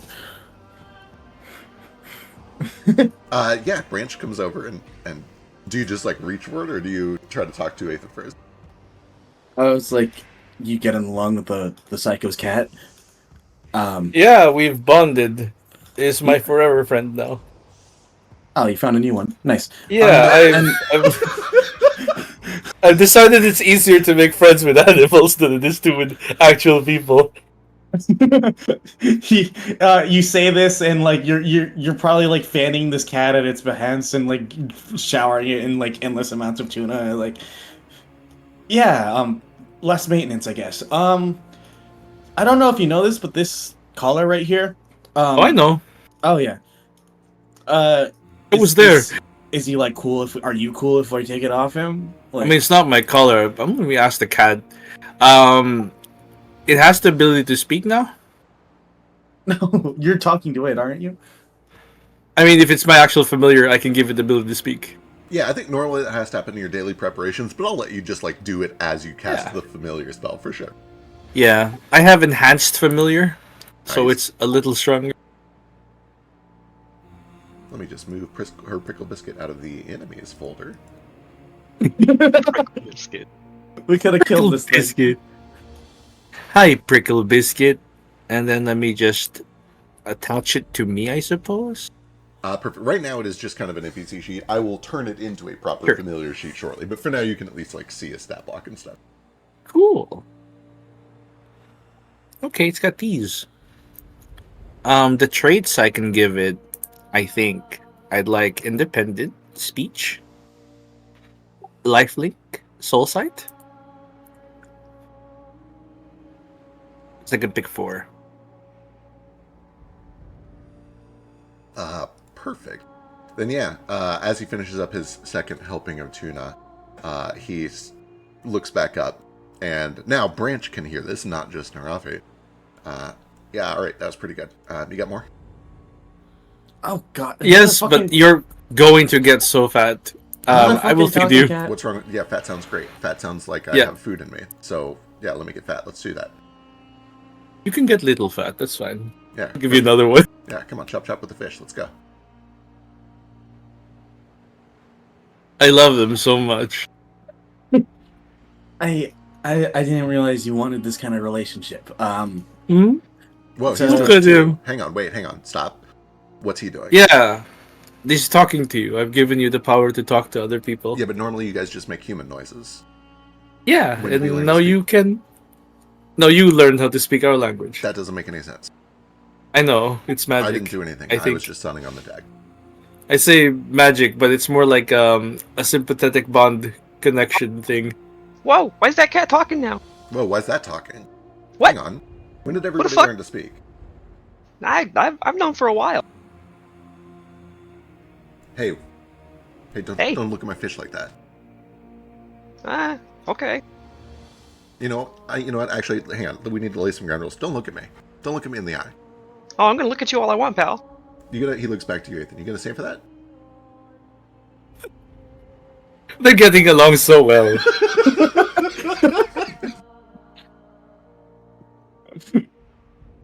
I'm going to have a basket with like some soft things in it, and have that prickle biscuits basket. That's So I my can just basket. carry him around. That's This your is- basket. This is for me. I can do it. You can sit in this basket. Yes. Cool. He goes over to it and immediately just starts scratching, posting it. Yeah. Cackles, Okay. Cackles walks up to Prickle Biscuit on his Whoa. hind leg. Whoa, hang on, whoa, whoa. 17 intimidation check. Whoa. Hey, buddy, Oh, we gotta set some ground rules here. Hey, all right, hey, I don't like I'm this. gonna look at you and everybody else all I want, because that's what I do. I'm a very curious person. Okay. My eyes are my window to my soul and my curiosity. If you expect me to not view the world as I want to, then you're a terrible person, and I don't like you. And you don't respect the innocence and the wonder of life. So I'm gonna look at you, because you interest me and I'm curious, and I hope that one day we can be friends, and also I'm not really a big fan of tuna, but if you want to share some of your tuna, I'll give you a little bit of my peanuts. So we pivot so hard from a really good intimidation check to like just Cackles doesn't know how to be unabashed, intimidated. unmitigated vulnerability. Give me a diplomacy check.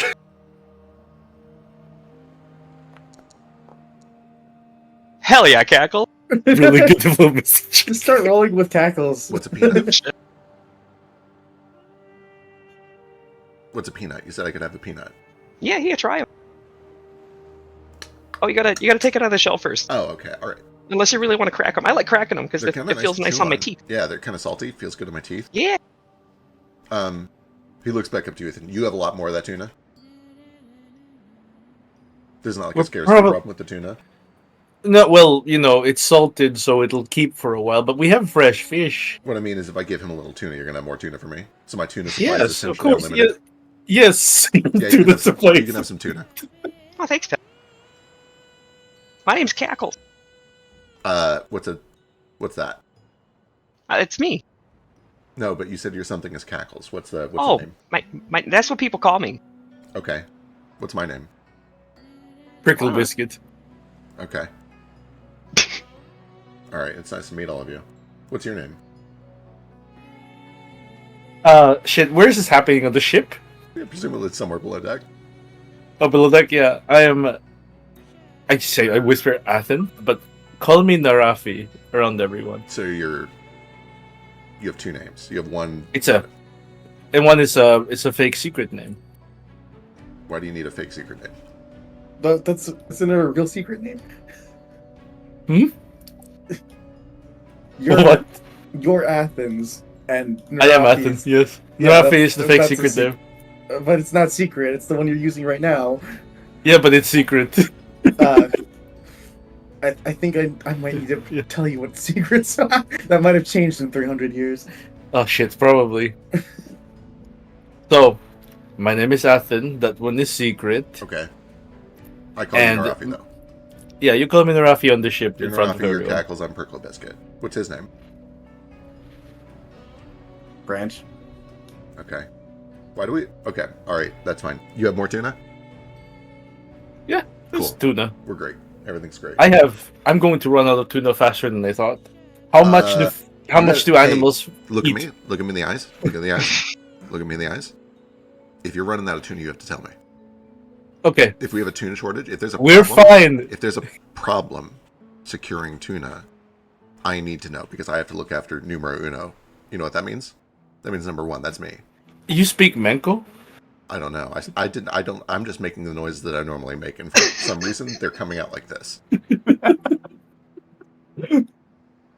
The fucking cat speaks Menko. I don't understand Menko. Tex is going to kill this cat immediately.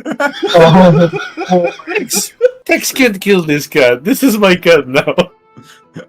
¿Hablas Menko? Aprende mi hablar. So I think I have to peel back for a moment. I think he speaks and understands any languages that you do, Rafik. Is that true, or Ethan? I think that might hold on. Depending on how invested you are in whatever feat, if you are taking a feat, in fact, to get a familiar, he might not even be able to speak right now. No, it does. He has speech So it understands and speaks a language, A language that you a know. language that you know. I'm willing. I wasn't to, sure when they got that at. I'm willing to flub that a little bit, where you can. He speaks one fluently each day, but he probably at least understands, Donde es la biblioteca in the other languages. Everyone's favorite default phrase. It's wild to me that for some reason, of all the phrases that they teach you first in Spanish and that really speaks to you, where is the library is the one that stucks, because, I'm always... You know what they say about me? I'm always asking where that library at. Well, maybe it's just the assumption that if you can get to a library, you can ask or learn about wherever you else. Hey, you baby, need what to that from. library do? My favorite is whenever someone says it like really flirty. It's because the library has a book that translates it for you. That might be it. They're like, oh, here's a like English to Spanish or Spanish to English book. Because I guess Google didn't exist back then. True, we had Alta Vista. Oh my god. Yeah, and it wasn't like a search engine. It searched academic works. You searched academic papers on Alta Vista. Ew. Yeah. Anyway, we have a hand raise from Foster. As all that's going on, what's Foster up to? With This might be a between the sessions question. Sure. Did Athen just say that he can create first and level spell scrolls for free? Yeah, they last one day, essentially. But I can make them for free every time we prepare daily preparations. Do those count for the purposes of me feeding Ealdwold a scroll, which only takes 1 hour to Specifically- learn a spell? Oh, specifically, they can't be used to learn spells. Okay, this good is to know. this is the Yeah. scroll trickster dedication thing, right? No, it's the thaumaturge. I can do any spell. Wild. Okay. Here, I'll post a thing. So it's like, it's called Scroll Esoterica and Scroll Thaumaturgy. Yeah, Okay. we should honestly be collaborating with our crafting downtime stuff more often. I Yo, wanted to do that with you. I'm not good at making things. Omniverse in his abilities currently. Mhm. I All lore, all crafting. know I need to specify very specifically. I cannot craft anything. I can only make scrolls. Oh yeah, you're the scroll crafting guy. I've got alchemy, expert alchemy, advanced alchemy, magical Oh, no, crafting. I can't make real I can make 2 scrolls. I can trigger They're- items too. So if you make scrolls, I can use them. You need to put a gun in my hand. Well, I'm not even sure these are real scrolls. I can perform so well that it looks like I'm not a fuck up in front of my family. And it's a very tenuous balance that I'm loving right now. I can perform better than you. Yeah. Oh, okay. I think you can use these scrolls. Yeah. See, it's a temporary item. Lose magic next time you make your build, but it doesn't say that it's only me who can use it. That's insane.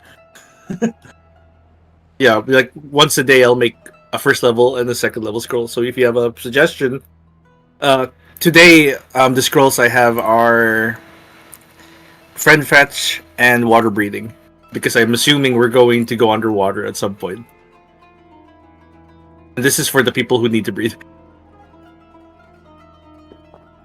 That was such a weird sentence until I realized. Yeah. Like half your party doesn't have to breathe. Okay. You guys eat some breakfast on the second day. You know that by today around like sundown, you're probably going to reach the coast. After that, you have either like 6 more hours by boat along the coast north, or about a day of travel on foot along the coast to get to the city where you know that the Cyrillian ship is going to be showing up. Is there anything else that you guys do during this day of travel? Or actually, real quick, Foster, is that hand raise already taken care of, or is this a different one? He died. It's all over. Me too. He died again. He died. It's the second time he's gone. Is there anything that anybody else does during this day of travel, the second day of travel? I guess just one last quick. Hello, Ruka. No, go. What? Beak. You first. Oh, go sorry. Go for it, Branch. You're up. If Ace is just gonna keep like being Narafi, for a while, at some point, Branch is gonna, head up to him and be like, "Yo, Capitan." See? Yeah, you're I'm like learning. you're like a captain or whatever, right? When you're like that. Commander. Captain's a little above. Oh, Commandant. Okay. Uh, follow me. Follows? Yeah, and he just takes you like below deck to a more like private place and stuff like that. It's like, I know you fucking hate wearing that mask, right? It's not very comfortable or whatever, or just comfortable to be him either for you. Yeah. Being really, really rude to people and toxically masculine is hurtful to my soul. It's super hot. Sorry. All right, take a break for a bit. Don't need to keep the mask up for a while, and you need to catch up on dancing lessons anyway. So let's just do that for a bit here to unwind. You know, lot on your Okay. plate. It's been some time. Yeah. What were the steps we were doing last time? No. We're gonna take it slower today. Just I No flares? no flares. Sorry. But even my core needs rest sometimes. I need to practice slow dancing myself anyway. I'm only doing the super acrobatic performing stuff. Maybe it's nice to like learn easier stuff then. Slow dancing. The only one I know is the pavan, which is something you kind of do in palaces with multiple people. And I don't actually know if that counts. Oh. Maybe you can show me that. I never adapted to it. I never done that before. Not sure. I think every culture has their own. Well, the moment you want to know merengue, just just tell me, and I can give you the crash course. Is it not a sweet? No, it's a fucking mango dance. Anyway, yeah, and I'll just like teach fucking Athens dancing for a bit Yeah. to help them relax. Give me performance checks. We dance without music. He'll say shit like, just use the waves for tempo, the water, and all that. It's actually kind of a nice like beat keeper. If I had the whistling bone properly, I would play something more appropriate. But yeah, A 10. You- We're bad on the ship. So the reason that this is tricky is because Branch has this very. It sounds poetic. It sounds insightful. Just follow the waves and let the rhythm of the river carry through you. Which sounds so nice when you speak it aloud, but when you actually try to do it in practice, you find that waves are not very That's rhythmic. fucking sickening. They are very chaotic. They are very unpredictable. They do not have a good even pacing. It's very hard to keep time with the rhythm of waves on a riverboat. So it's a Maybe little this fun. time I'll try humming it. I'll try humming the pavan. There's a Yeah. specific song. It's also a very small space. Listen, I learned how to breakdance with one arm. I can fucking learn how to dance on a ship. Yeah, Let's we just can keep pavan in a 5-foot square. Yeah, we no problem. Narafi, Okay, is that Narafi, you see Prickle Biscuits coming around the corner. Narafi, Yes, pickle biscuits. there's an emergency. What's wrong? There's an emergency. I need tuna. What? When was the last time pickle biscuits ate? It's an emergency. Oh, it's an emergency. It was like 2 hours ago. can we kick this thing out? Narafi, I'm going we had to a deal. explain- Narafi, we had a Yes, contract. we have a contract. Yeah, I will feed you, but I have to feed you only twice a day. Okay? I thought I was getting fat. I thought I wanted to get a little fat. You're a little fat already. Oh, but that's great. If you I'll wait eat more. until the sun comes down, I'll give you more tuna. Okay. You're sparing the rod here. I think you like. He expects too much of you. You need to comment. You need to send him on a schedule. Like write some stuff down. Maybe I don't know how to own a cat. I feel like if you yell at the cat will just be angry and not understand. I mean, every cat I've known has been a complete psychopath so far. No, we used to have cats. My mother had cats, and they were all kind of mean, but also really nice. They were nice when you earned their trust. And this is a new cat. It'll earn my trust, and I'll earn its trust eventually. Hey, okay, look me in the eye. Look me in the eye. Mhm. Okay.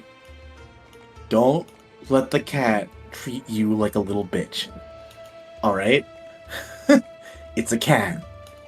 You take care of it. It needs you, and it should probably remember that. All right. Hang on. And you see Prickle Biscuit begins to cough and then puke on the deck of the ship. Yeah, I'll take care of that. The emergency Hold is on. over. I'm fine. I don't need food. Okay. Goodbye. Grab like a rag, wipe it up, and toss it over the board, over the edge of the ship. Okay. He looks down at the mess he made, like disgusted that some horrible creature would have done this, and then saunters off. 20 minutes later, he's gonna come back and eat that. Lick the rest of it. Foster, Throw it away. welcome back. I think you might actually be right. I went to the witch page, and it goes out of its way to mention that the learn a spell exploration activity is only one of the ways that they can learn spell. It says that a familiar can learn it by physically consuming a written version of that spell. I don't need a ruling right now. I just didn't know Yeah. that was an option. Yeah. And if I can learn a free spell every day, if I, can was talk it gonna out with say, yeah. Happen. Let me. Yeah. So yeah, Scroll Esoterica specifically, it can't be used to learn the spell. But if you have a different way to do it, like by Right. eating the scroll, Right. Because I don't know how it works in this universe, but the way the lore works is that I technically don't know any of my magic. Old Woad knows all of it. wild. Oh wow, you prepare things. Whoa, Isn't that you wild? prepare things. You don't have a whole guy? Oh, you have a fortune telling thing. I don't. Nobody knows me. Don't reveal. What do you mean? We see you playing with your cards like a weird Yu-Gi-Oh fan. Playing solitaire. Are you winning, Ruko? I'm winning. You're Can you- always winning. You're a winner. Ruko during all this time, whenever he gets idled, or it's just nobody's talking to him, or there's just like passive moments. You ever just like wear a lot of metal things and decide to just saunter near an electrical fence for a long stroll? No. He's doing that with the spirits right now. What do you With the mean? Who vibes does as that? we travel along this foreign river. He's gonna do psychometric. What do you call it? Resonance. Just random. I don't know what's gonna happen. Vibe checks in the middle of a river and see if there's anything that's spicy. Who knows? Yeah. Maybe nothing. Maybe when it's you do- peaceful. Who knows? When you do these morning preparations in your spirit siphoning and you get a little bit kind of like just meditative and exploring, the overwhelming spiritual energy that you get around here is death. And that may kind of initially come as it probably comes in waves. First, it's like, oh yeah, it's the desert of undeath. Of course, it's death. But then you look around you, and what you see is life. You see this life-giving river that flows through the desert, creating green where there is no green. Settlements of people that have built these civilizations along the river, in spite of the harshness of the desert, both its climate and also the fact that it is filled with the hostile undead. But then it's as you're spending more time with Foster, especially cultivating these fish and the hippos and the crocodiles and essentially ensuring safe passage down this river, that you realize that the life-giving nature of the river attracts living things, and those living things bring with them violence. Hippos hunt, crocodiles hunt, they hunt creatures here. The creatures that come up to drink are constantly at maximum awareness that the stoop that they take to bend down and take life-giving water into themselves could be the same stoop that opens them up to a crocodile's jaw, and frequently does as you watch. It is a place of life and of death, and the spiritual energy that lingers along this river mixes that with the overwhelming necromantic ley line that runs underneath it, and the overwhelming spiritual energy of this river is death,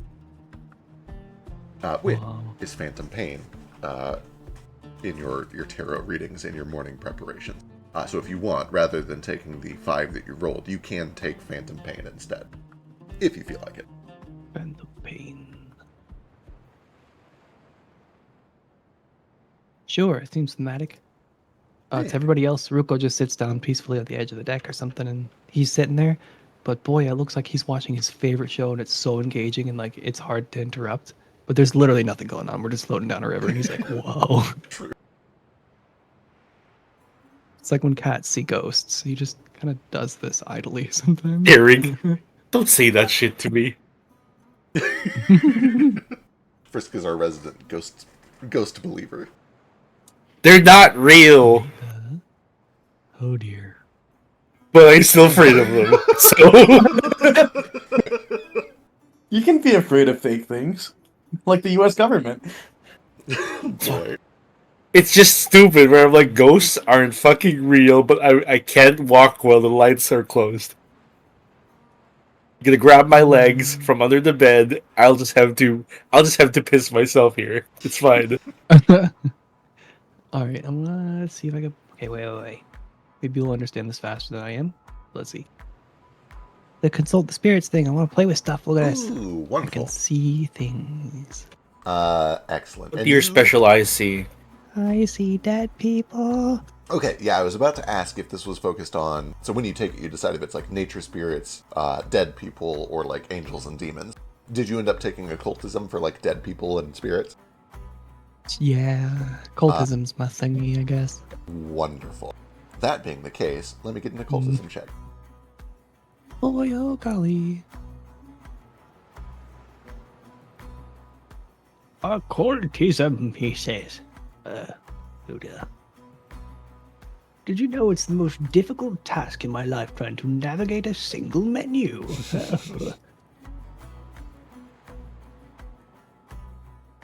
I don't have a token in the seam and I cannot roll. Really? Oh. Wait, never mind. There's 2 buttons for occultism. Here we are. Yeah, there we go.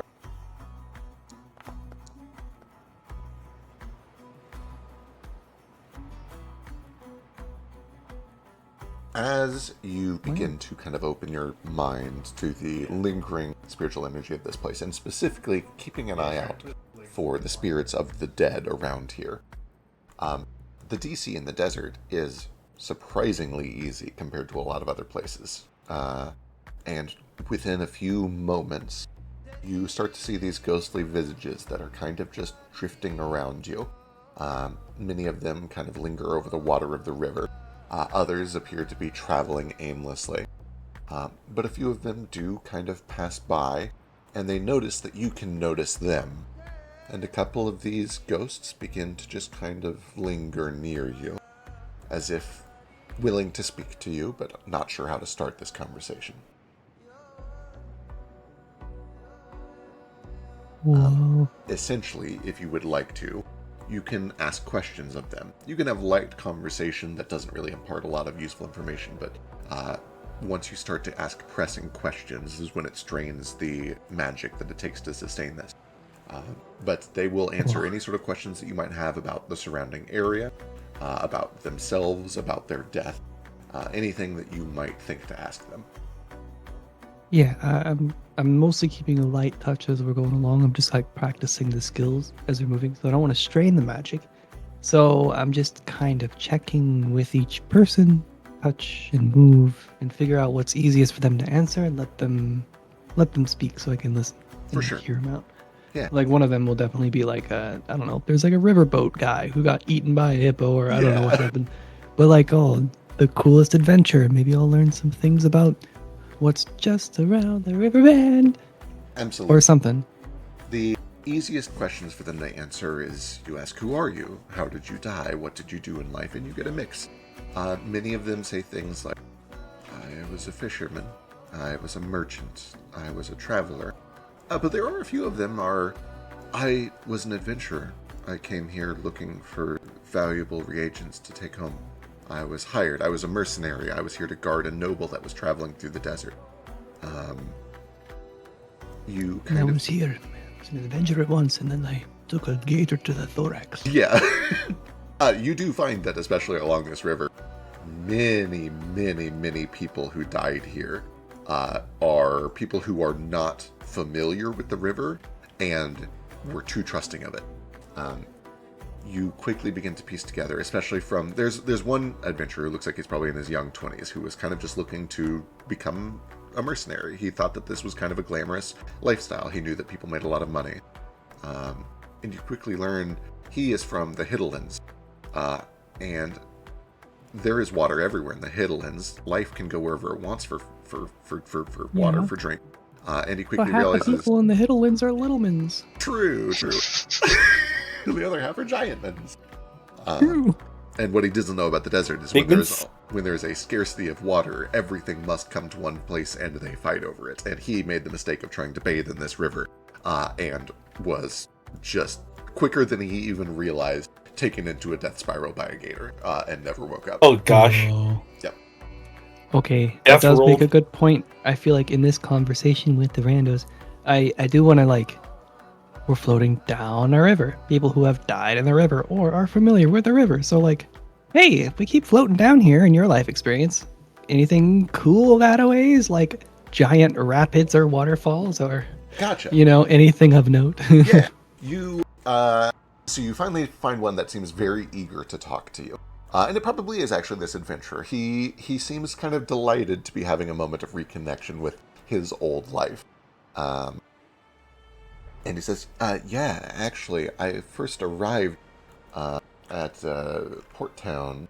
Sorry, pulling up my own notes so I don't fuck this up. Matt. In the meantime, it really just looks like Ruko's mumbling to himself on the deck, rocking back and forth and having animated, very hushed conversation with just nothing. When I first arrived here, I came from the Hiddlands down to Port Sacre. And that is the place where you're currently heading. It's at the end of the river. It's this big kind of merchant trading town that capitalizes on all of the wealth that flows down this river, kind of spreading itself out into the eastern wildlands. It is a major trade hub. He says, I arrived in Port Sacre and I took a job to escort somebody. We were heading to some ruins. The Einbarak ruins. Apparently there is a lot of treasure there. And we thought that we could sack those ruins and get some of the treasure for ourselves. We had just about arrived. If I remember correctly, it was about a day and a half northeast from where I died. So, about a day and a half northeast of here. I heard that it once belonged to a very powerful ancient ruler who died several hundred years ago under the Desolate King's reign, and was buried with his treasure. Whoa. So if you're looking for exciting things nearby, the city is great for trade, and the ruins might help hold some wealth. Ooh.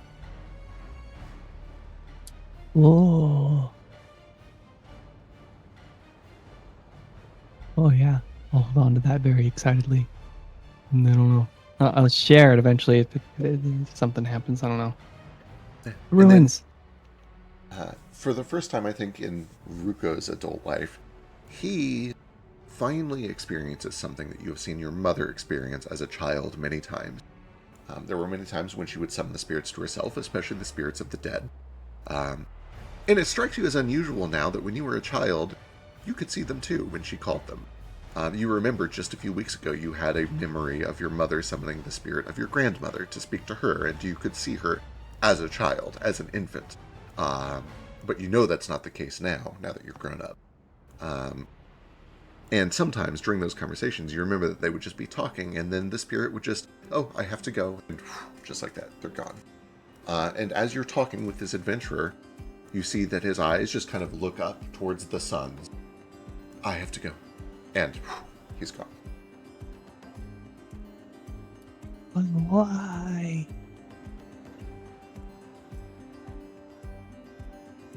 Huh. I just look out at the reeds in the water and just think, wonder. Weird. What are other people doing around me? You look Unreal. around. Hold on. Where are people? Most of the crew is kind of just doing their things. I'll let the players answer where they are here in just a second. But the first thing that you see is this cat, Prickle Biscuit, who I believe no longer is a collar. Is it true that you guys took the collar off now at this point? Yeah, Prickle Biscuit doesn't like the color, and we're trying to figure out how it works. Perfect. Then you see Prickle Biscuit, who kind of looks and says, "Hey, where'd that guy go?"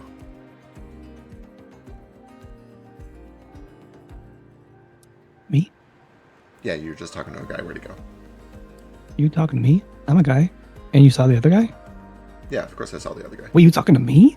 I'm talking to you now, I think. I still don't understand quite how this talking thing works, but I'm making noises. You understand Me them, either. and you make noises that I understand. So yes, I'm talking to Yeah, you, I this is think. whack. But yeah, no, you were just talking to a guy. Where did he go? He went real You fast. saw him? I don't know. Yeah, of course I saw He him. looked at the suns and then disappeared. Yeah, I see people like him all the time. You do? Yeah, of course I do. Do you not?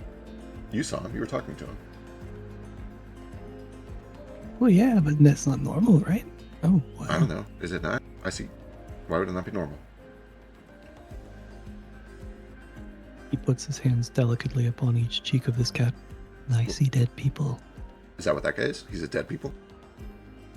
Yeah. Oh, well then I see dead people, I guess. I thought that was normal. Do people not normally see dead people? Rubo looked off in the distance. Cats do see ghosts. Yeah, they just show up and then they go away like that sometimes. It's weird.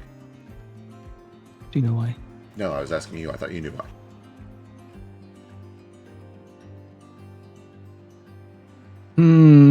Okay, well, we got some dead people. Aston? Foster? Hmm? Do you guys see dead people all the time, or like not like ghosty dead ones? Talking about my wife? Other ones? Not like the Not more than No. normal. Honestly, I Yeah. don't think I've ever had any experience with the supernatural until I started traveling with you guys. Yeah, in all seriousness, no. Not more than normal. I think you see them more than we do. Do they have to be so close to the boat? Or is it a common occurrence for you? For me, for all of us. Who? The cat? Oh, cats can just see spirits, can't they? I just assume. There's this thing they do. They always disappear, and they just like think they have to get to something urgently, and they're gone. And it's like, what? Why? Yeah. Never understood it. Yeah, these But- people, they usually show up in the corners, like up in the corners of the ceilings, and then they just like hang out there and they make noises at me, and I don't understand them, but I look at them. 'cause Say it's like that they're to me, trying Feck. And then they just disappear without any sort of warning. They seem nice. They seem friendly. They don't ever give me any tuna though, so you know, fuck them. Damn, you can verbalize cusses already. What's that mean? You're learning so fast. So when you make an expletive, it's just to like emphasize something you're trying to say. Yeah, you really got to put some emphasis on the right consonants. What's your favorite curse word? Mine's fuck. Oh, that's a pretty good one. I say that when Yeah. I'm scared of people. I'll say like, "Hey, fuck you, buddy," or "Get away. This is my food." Oh, it's so versatile. Is that a weird noise? Do you guys not make that noise? I make that What, noise all fuck? the time. Yeah. Oh no, I say it all the time. Okay. I didn't know cats were constantly saying fuck. Well, not always. I say other things like, Okay. "I'm hungry." I'm hungry. Mostly, I say, "I'm hungry." So fucking hungry. By It's the way, when the you're suns, very... hey, by the way, the suns are almost down. Look. Hey, look. Yeah, the suns are almost down. They're almost down. Almost So can I have down, some, yeah. Can I have some tuna? No, they're not down yet. They're almost You down. promise that when the suns go down, I can have some tuna. Yeah, when they're down, they have Wait, to is the be cat down. talking now? The Yeah, cat's cat is talking now. You want a couple peanuts to tide you over? Sure. Yeah. All right. Give me. I got plenty of those. Where do you keep them? By You the guys way, can't- just for no reason. Where do you keep all your peanuts? Oh, I keep track of that. You keep track of them. So I where give are him a small allowance of peanuts they? What that he can divvy up every day at his What- discretion. Because if he has access to them, he'll just gorge himself. What is an allowance? Oh boy, it's a Hmm. does small it amount of something. It's like a reward for both doing something well in the past and the assumption that you are going to continue to behave today. So it's like a contract. Okay, I got it. I understand. Yeah. Why is it a problem if he gorges himself? I thought that all that happens If he- is you get fat, and fat is good. He will get fat, and also if you eat too many peanuts, you have digestive problem. What does that mean? It Who means gets sick? you can't pass all the peanuts that you eat. Oh, that's like what happened earlier. Okay. Yes, but peanuts don't come out as nicely as tuna does. Oh. Unless you really chew them up. Yeah, you gotta chew them up real good. That's why I like eating them in the shell. Because I can just chomp them. Okay, I'll chew them real good. Give me some peanuts. Yeah, okay. You can have two. Thanks. Favorite curse from the Hiddlins. Probably Scumpy. I like that one. Scumpy? I really like Yeah. Shitbird too. Scumpy's very Classic. Scumpy Dumper. It's when you're just like, you eat too much, you're kind of big, but you're also real messy, and you just waste all the food. You don't eat the food, like you just kind of, it's all over your face and all that. Just messy. They call him Scumpy, and it was like, the way they say it too, it just brings me life. You would know that one of the cruelest colloquialisms from the Hiddlins is if you're speaking ill of your neighbor, you might say that she is light gifted, that she gives empty presents, that she gives light gifts. What a what a biting. It's the worst thing you can say about someone. Uh-huh. They don't put their whole they give gifts without full thought. Yeah. They're not personal. Yeah, exactly. The idea being This either person that buys gift cards. right. The idea being that they're either not putting thought into the gifts, or that the gifts are themselves like scant. They're cheap. Well, weird off-brand, weird show-based. Uh, Narafi. I think- Not Narafi. yeah. Yeah, it's Narafi. That's his name. His name is Currently. Narafi. The other name is Yeah. a fake secret name. Yeah. My favorite one is Kulkara. It So- means eat shit. Is that good though, by the way? No, No. don't eat shit. But why? Is That's it why it's a cuss. okay? It's like telling them to do something they're not supposed to do because it's bad for them. Yeah. Like when you say eat shit and live. Oh, also, just a bit of a word of advice, Mr. Prickle Biscuit. Yes. If you're introducing someone and you know that they have a secret name, you don't need to mention that secret name. Why not? Because then everybody knows that they have a secret name. Well, yeah, but that's what people call him. Why would I not tell them that? But you call them by the name that they want you to. You don't say, "Oh, his name is Narafi, but he has a secret name that I'm not going to tell you." You don't mention that part. Well, I mean, if names exist so that people know what to call you, then why wouldn't I tell people both of his names? I'm going to let you take this one, Narafi. Okay. I spend some time explaining secrets to the cat. Oh, secrets mean you don't talk about them. Well, why did you tell me them if they're secret? Because I trust you to not tell them. Explain. Okay, what does that mean? What is trust? Okay.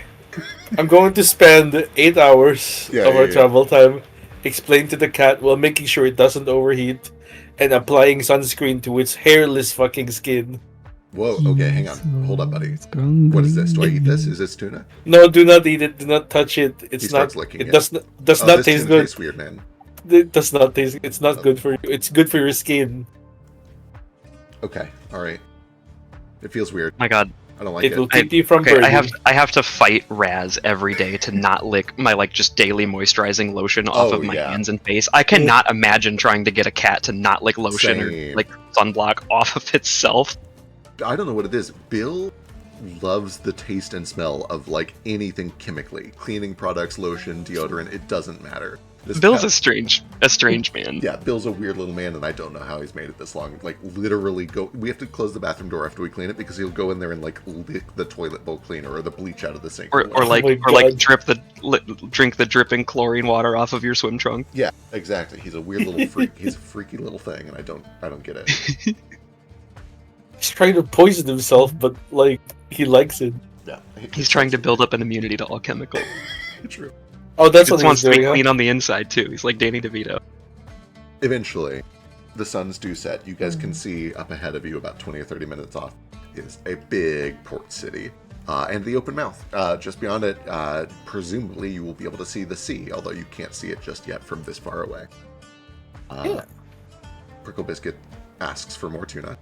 Okay, it's just the sunset. Yeah, the suns have set. He demands more tuna. I give him Hey. tuna. Hey, Yeah. hey, Hi. hi. Hey, fuck you. Get away. This is my tuna. No, I'm not asking you. Hey, I want some tuna too. Cackles stands on his hind legs and starts punching Narafi in the thigh. You want some tuna? Yeah, I've never had it before. I'll give you one. It's like from the jar, a single tuna. You know? It's like a little fish. Is it tuna? I thought tunas were like enormous Why is- fish. Why does Tuna. it smell like that? For the record, it's almost certainly not actually tuna, unless it's imported. Yeah, this is Are they this is chi- sardines? this is chicken of the sea. Yeah. Yeah. It's because it's pickled and or salted. This is canned fish and water product. It's probably actually like herring. Oh, herring. Maybe? I don't know if that's more locally available at this point in time. Yeah, I'm not sure what's available in this area. Yeah, I don't actually know what sorts of fish you would find in a desert river, but whatever it is, that's what you find here. And you quickly I do. discover in your conversation about what words mean that Prickle Biscuit thinks tuna is just the word for food. Oh, You think This is peanuts are a terrible. kind of tuna, yeah. this is awful. You eat this? You like this? If you don't want it, I'll take it. Okay, all yours, pal. Thanks. I like what you did there. You're very direct. Who, me? Yeah. You went up right up to him. Yeah. You're big. You get to throw your weight around. You get to, like, Yeah, you basically punched him in the leg and he gave you food. You got rewarded for it. You should do it more. I gotta be assertive sometimes. Absolutely. Be more assertive. Really get in there. You got those big teeth. Put them to work. Plankton teaching SpongeBob. Uh. Now let him have it. You can have it. So, Vish. Or what you got? when we venture toward the mouth of this river, is that what's happening? What time Yeah. of day? Like, what's the vibe? The sun is setting. You guys are at the end of your second day of travel. And it's kind of up to you. The crew is at your whim. It's up to you if you want to stay here and hang out in town for a little while, or if you want to travel immediately to the north. Today is it's Thursday night, and you know that Monday morning is when the Cyril ship is supposed to appear at the port, about a day's travel north. So essentially, you guys are here like 3 days early, and it's only going to be 1 day of travel to get to it. So you guys have a couple days that you can kill however you want. Okie dokie, but entering the mouth of the river, I think I recall something from the dead guy, where he said there was like an old ruler who perished and died with his treasure and blah blah blah. Right? Yeah, he said Somewhere there were near some the end ruins of to the the river? north. I'm gonna talk to at the inn, because he knows things for some reason. I'll go and talk to him. I'll interrupt his cat training. Like, hey, do you know anybody who died? He was a ruler, and he lived at the end of this river. And he was greedy and slept in gold under sand or something. He died there. With Shit, treasure. did I personally know someone like that? Back? What a good question. It's realizing now that this might have been a contemporary. Go and give me a society check. If you have any sort of like local lore skill, you can throw that on here too. I have Dylan Wurzel lore, so Yeah, I'll give you a slant on that. I'll give you a yeah. +2 for it. yeah. So society. Been rolling like shit. The Sure +2 have. is 6. It's 6. I have know-it-all. You do have know it all. That means you. Slightly. If you succeed, you get an extra fact. Yeah. Is that how it works? I think. Let me post it again. Right. If I remember correctly, know it all means that I think you if it succeed, succeed- you get one extra piece of information. Yeah. When you succeed in a check with recall knowledge, you gain additional information to critically Right. stuff. If you critically succeed, you give me even more than if anyone else critically succeeded, Yep. which is fucking funny. Okay. On a. But what if instead I used esoteric lore? Yeah, you can change. So, what would a natural 5 be on your esoteric lore? A natural 5 with a slant of +2 would be +11 instead of like -1. Gotcha. So that would end up being a 16. Yeah. On a 16, the war was chaotic. It was long. There was a lot of death, a lot of turmoil. You have no doubt that there was probably some very wealthy ruler who lived around here, especially given its proximity to the river mouth. Many such leaders died around this time. many merchant princes met their end at the fate of your father. And it seems extremely reasonable to you that some of them would have tombs that they were buried in around this river. You don't recognize this exact story, but you have no doubt that it's probably true. I can't tell you for certain who it was, but I could tell you it probably happened. Lots of people were dropping like flies around that time. And not just random peasants and merchants too, like merchant lords. I never People really who could understood afford a tomb. dropping. Dropping like flies. They usually just stay suspended and be really annoying. Oh, that's because like after a certain, because they're all born at the same time, right? And they live a very short time, about a week. They usually die around the same time, and they just all drop. So do you think it might be true? Mayhaps. Very likely.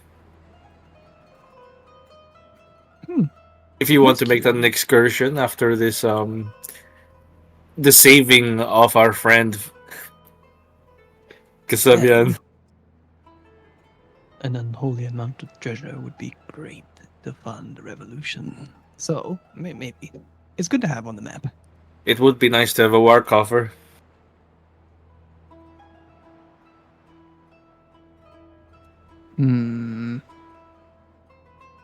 We'll circle around to it, would you say? Yeah. Also, if we circle around with this entire ship, if we survive and like go over to a little island further to the north and I just kind of keep it, is that fine? Is that cool? Do we need to talk to Kaz about Are you that? going? Well, the ship itself, If we the one steer we're the ship going. successfully. Well, yeah, I don't see what we're going to do with it. You can ask Kaz; he'd be the captain. I feel like he's gonna get possessive over it. He's got a thing He has about his own ships. ship. What's he going to do? He gets that far away look, like a lusty. We don't talk about men and their fetishes, all right? I sure do. Whatever they're into is their business. Is my intrigue. You're okay. You can be curious. You know what? We can be curious together. What do you think his fetish is? Is it boats? Big boats. Expensive poop decks. I think it's chefs. Ding ding ding. Right, yeah. Galley. He's a galleyman. He likes a man who can take care of you and cook, and bonus points if they're big, huh? Is that just being lazy? What? No, everyone likes being taken care of at some point. You know, Oh, sure. being cared for.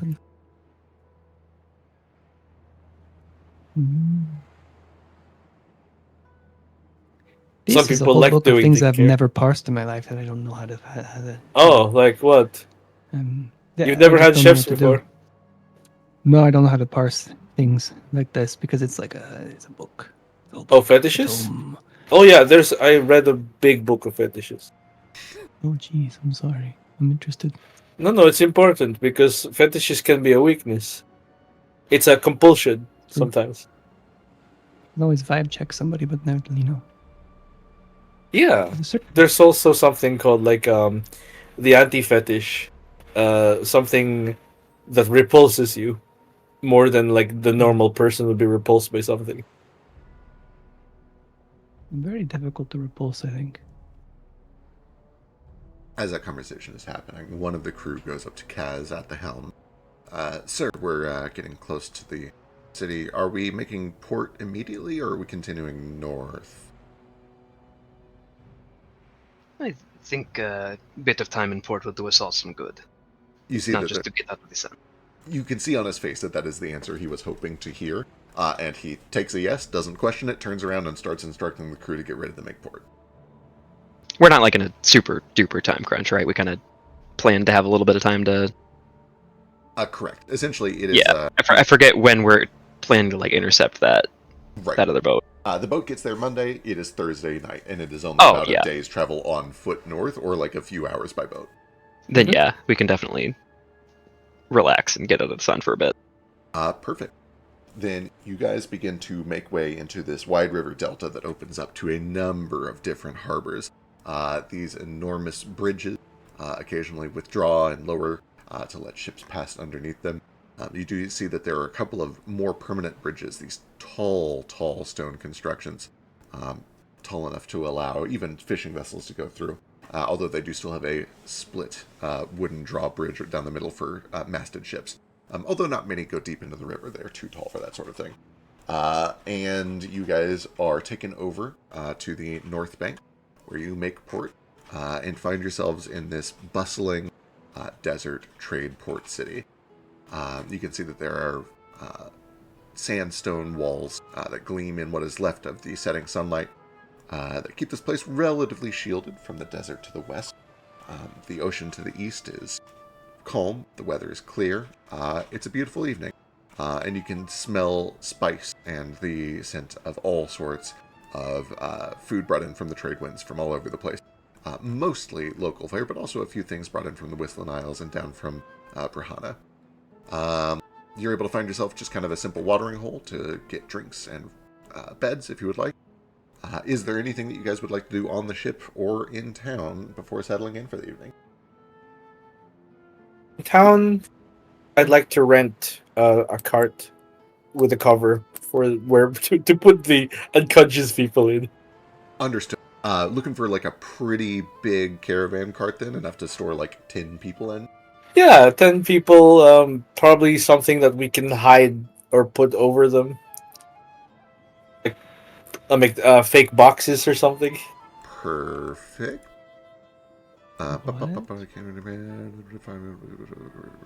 Perfect. Easy. The cost is essentially negligible. It is 3 copper per 5 miles. You guys are not traveling that far. It's going to come out to no more than a gold piece.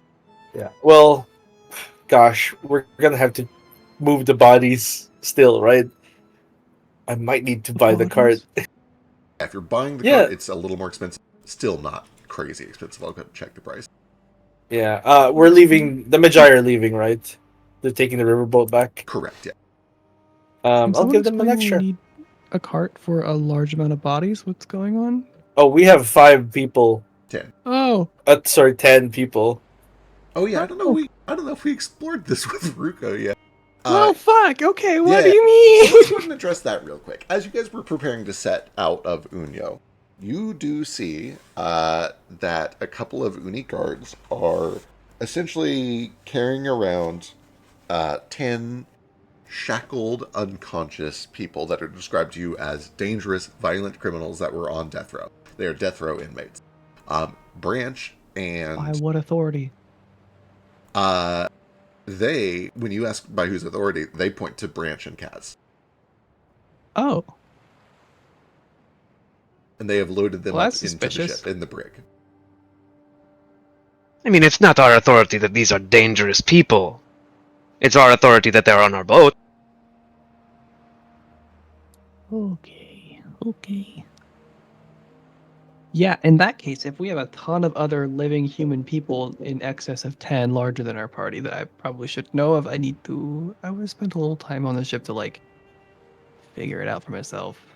To check. Yeah. Ruko's got no other skill other than, like, finding information out about people, vibes-based, that are too stupid to talk about, but he feels, I don't know, he's good at people. Yeah, I get it. There was a point in time where Foster and Branch individually interrogated literally all of them Yeah. to And see. But even though you weren't here out of character yet, you could have been there in character, assuming that they're cool Yeah, with yeah, that. yeah. Perfect. Rather than like replay the whole thing, I'll recap what they did, and then if you want, we can also have you grab one of these prisoners and interview them yourself to go through it.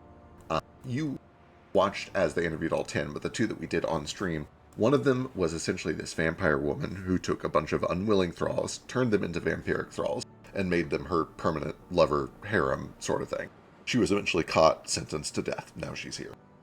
One of them, Morbash, was a man who had a long-term disease that was probably going to kill him. Something was wrong with his heart.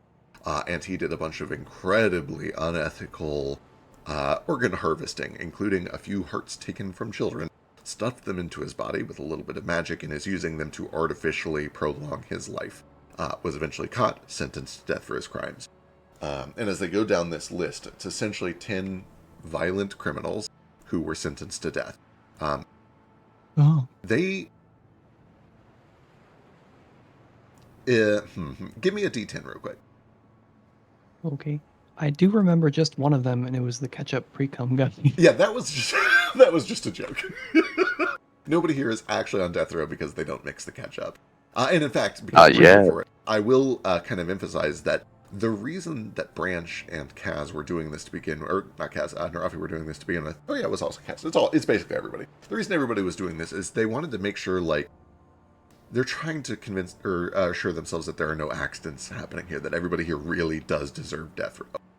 Yeah, okay. It is up to you guys to make moral judgments about this circumstance, but at the very least, what they learned is, to the best of the court's knowledge, with the aid of magic and investigation, everyone here really did commit these awful crimes, and they are all truly heinous.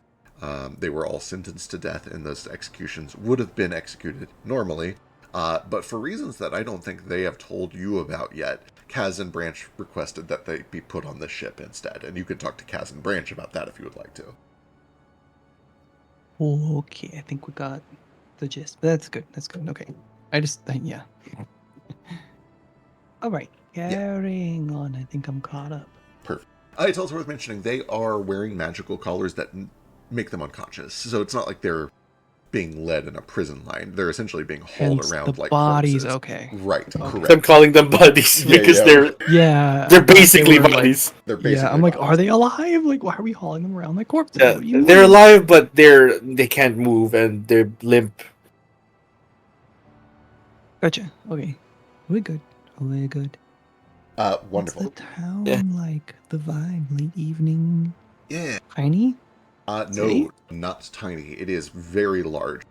Not quite as large as Unyo, the capital city, but if something were to happen to Unyo and the capital was eradicated from the map, it is almost certain that Port Sakri would become the new... Or sorry, not Port Sakri. Yes, Port Sakri. It is almost certain that the Port Sakri would become the new capital.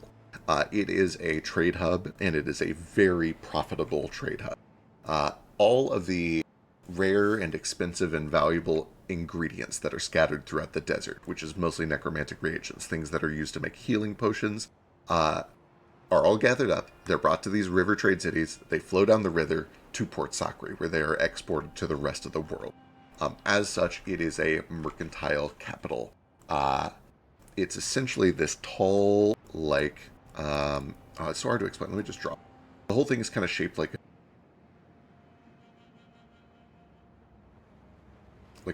a bowl, like half of a bowl, where the river flows down, kind of winds through some rocks out into the sea. And out here is the sea. And so the city is built up on either side of the river as it flows down this steep bank into the ocean. It's got these tall, gleaming walls that protect the city from the dangers of the desert. And then the closer to the river you are, the nicer the buildings are. So as you guys are kind of traveling through here, you see these tall flats with these like gilded roofs. You see restaurants where crowds of people gather around. And as you get farther and farther up and away from the river, you get to sort of the slummier areas. It is worth mentioning, even the slums here are not as bad as they were in Unyo. It's mostly flats. It's buildings with a lot of like tight, packed residential living. The truly poorer areas of the city are down by the dock and the little hamlets outside of the wall.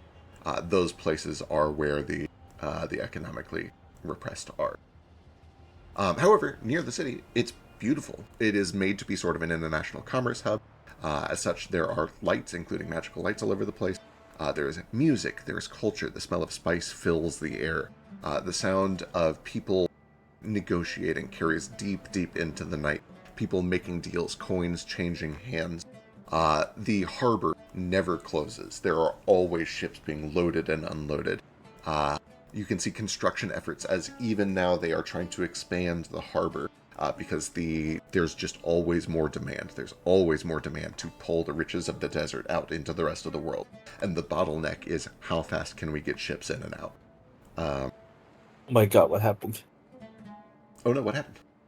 Oh, did you Oh, step away just, as I was drawing? Yeah. Yeah, I was like doing a quick overview of Uh, like city layout. Yeah, I just grabbed some water, and I was like, "Oh, he's talking." Like, I'm listening, and then like, "Oh gosh, what happened to the map?" Yeah. But because this is a city where a lot of rich people go to get richer, it also means that there are entertainment districts spread out through all of it. There's a lot of live music. You can hear the roar of a crowd coming from a small arena up against the north bank of the river, kind of up near the wall looking out over the sea. You can see that there are a couple of plantations where sugar cane is grown, flowers in many different colors. People are dressed vividly in these bright, rich purples. They wear a lot of jewelry. It is a trade capital.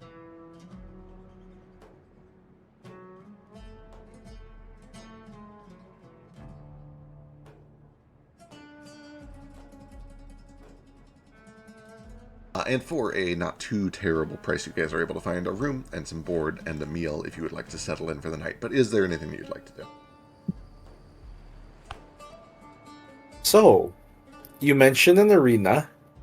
Do I know if that's a viable way to make more money if we enter? Ooh, what a good question. Give me a society check. Stop with these societies. I'll make arena lore. Oh, do you have arena lore? Yeah, it's called esoteric lore. Sure. Can I- thought that can I only give the applies to help back? creatures. Hmm? I thought esoteric lore only applied to creatures and hots. We've done this before. I have diverse lore, meaning it applies to everything that it has a applies to everything lore. with -2. You're right. You're right. Can I give the help action to this Absolutely. You can with give me a like society check. Underworld? Oh, hell yeah. Yes, for sure you can do it with Okay. Underworld. Yep. So I've got the pack hunter thing. I think I give a +2 if I help. Yeah, Yeah, you get a +2 to Get a- your check when you're helping. yeah. Which means Nice. that is a success, but not a critical success. So Ethan adds a Plus +1 one? to his check now, yeah. Yay, let's see if I roll better than my best roll today was a nat 20 with the cat. True, but other than that, it's been a lot of 4s. That's quite good. Hey, 28. Oh, and your allies get a +2. Oh, to 80. I got you. Okay, Yeah. this Oh, is that's cool. crazy high. Between the two of you guys have both heard of the Sakri Arena. The Sakri Arena is not known for its ethic. It is known to be a place of spectacle. It is a place where a lot of gambling happens. A lot of what happens there is normal stuff. Racing, games, competitions, sports. It is one of the places where a lot of martial arts competitions happen, a lot of the places where sports happen, and it has only grown in wealth and prosperity since the closing of Eden's Walls. A lot of the entertainment that used to happen there now happens in Sakura Arena. It is also known for, overnight, leaning into more unscrupulous gambling events. There are animal cage matches. There are fights to the death between criminals. It has sort of the Roman Colosseum vibe, where slaves and criminals would fight each other for sport, for the entertainment of the people that were watching, and for the rich to gamble away their money or strike it big and walk away richer than they were before. Oh, I hate this. Dislike it. With that said, though, you both know you could absolutely sign up to do one of these and potentially walk away with more money. Most of the money that changes hands here passes between bookies and gamblers.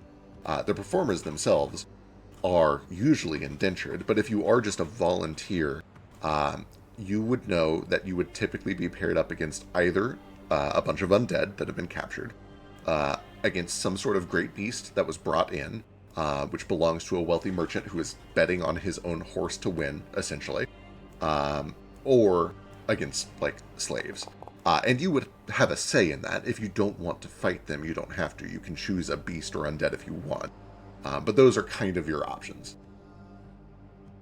Can I challenge one of the owners of these great beasts to a duel?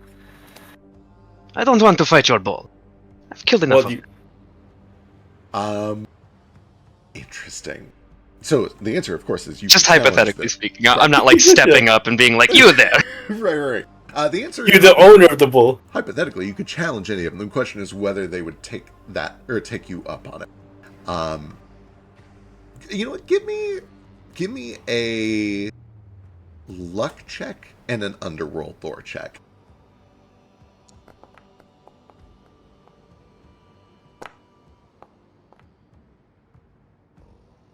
Also, God, reminder: where are we on the map? You guys are essentially where Ruko is standing. You're right at the mouth of the river delta along Okay. the Grave Lily Sea. This is really close to where Jet Schmidt. Sure is. That's why this shit is Yep. abundant. Absolutely. It has ancient historical roots, and a lot of those roots trace all the way back to 300 or 400 years ago when Jet Shemet began the international transcontinental slave trade over to, not Memphis. What is it called? I forget what it's called. The eastern continent. Medusa, that's right.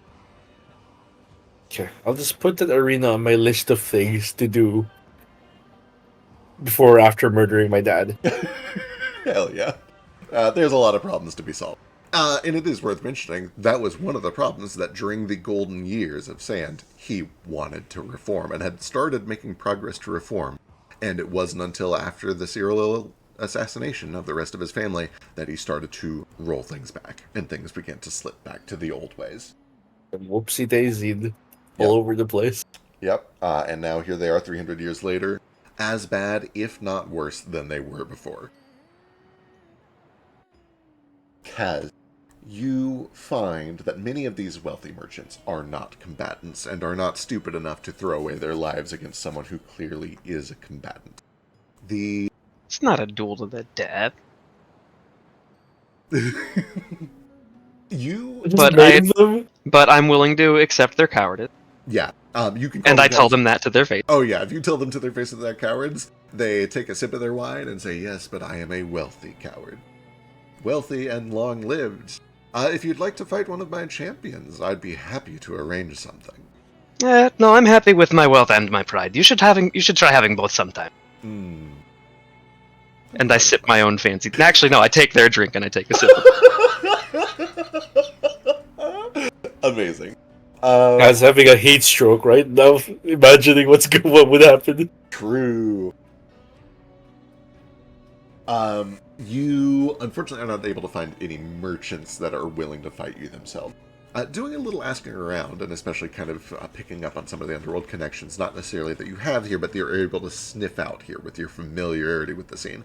The closest thing, I think, to what you're looking for is there are a couple of, slave traders who sell their slaves here for coin, knowing that they are sending them to their deaths.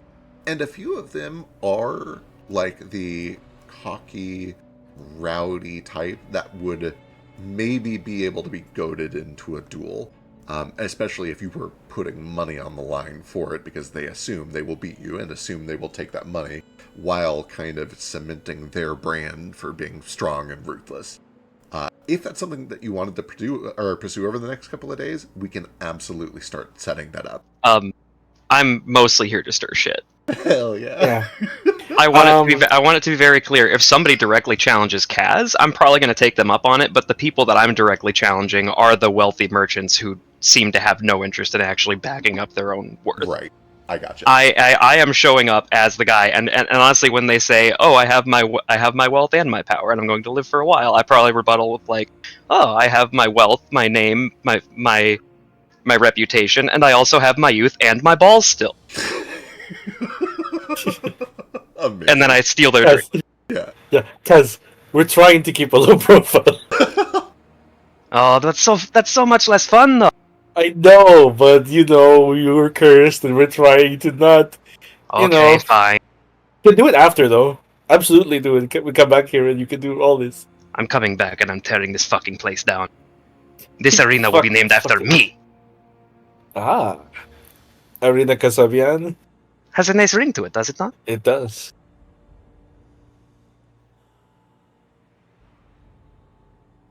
We should come back. Arena Vatsis. Ooh. Oh, I got the tingle. It's got a ring to it. I can see this insignia is just a big V. Yes, you've seen stylized V. Imagine all of these drab, sun-faded banners replaced with my fine crimson. Oh, we will bring some class to this place. We'll have to find a way to free and the some slaves, people though. that actually deserve to lose their lives in it. Yeah, No more are prisoners fighting for their freedom. No more. Or forced to, Well, yeah. Fact, is there anyone there, like a fighter who volunteers who just really likes to beat up slaves because they feel good about it? Give me a perception check. Yeah. I challenge that guy. Yeah, if there's a guy that signs up like just to beat up the people who are trying to fight for their freedom, I'll take it. Yeah. They're like, oh, I love killing and beating up slaves. I love to fight them because they're unskilled and it makes me feel good about myself. You watch this show for a couple of hours, and there. Oh, hang on. Let me check a thing real quick. Actually,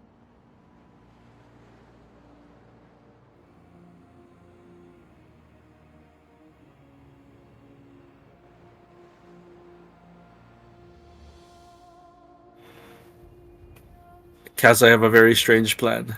Well, Yeah, so, well, provided there's a person who actually is a dick to everyone.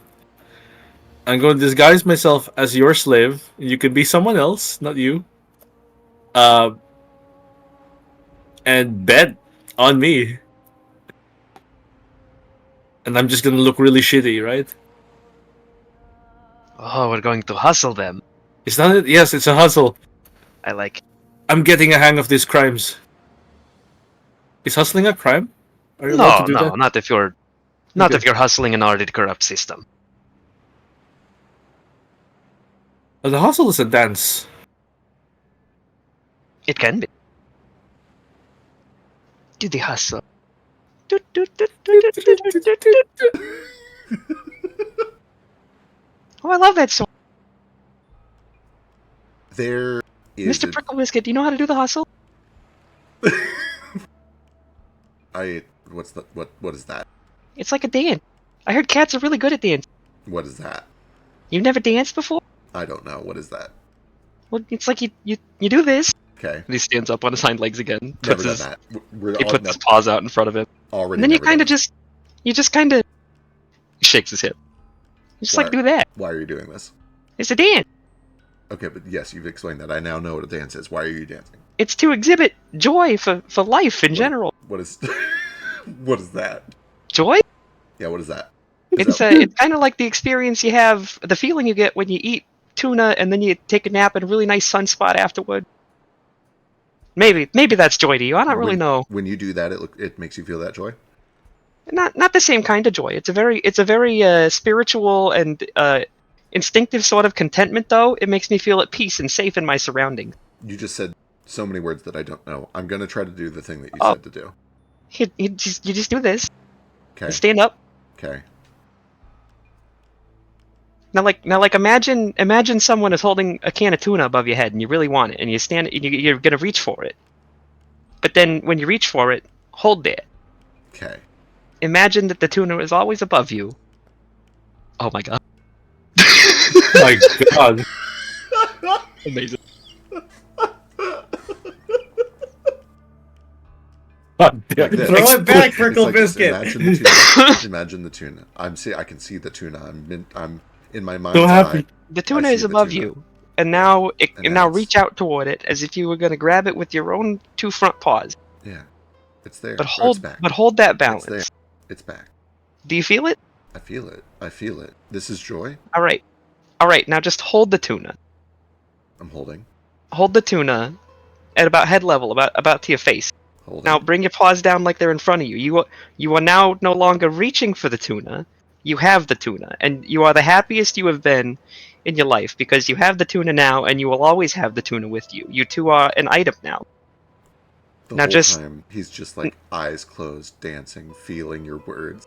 Now just hold the tuna in front of you, bring it close, and kind of step one, back, step two, now forward. And as Prickle Biscuit is doing all of this with his eyes closed, Cackles is gonna kind of slowly step in and hold his hands and just like lead him through a very slow waltz. Athen just dies. Shh, shh, shh, shh. Just pretend I'm the tuna.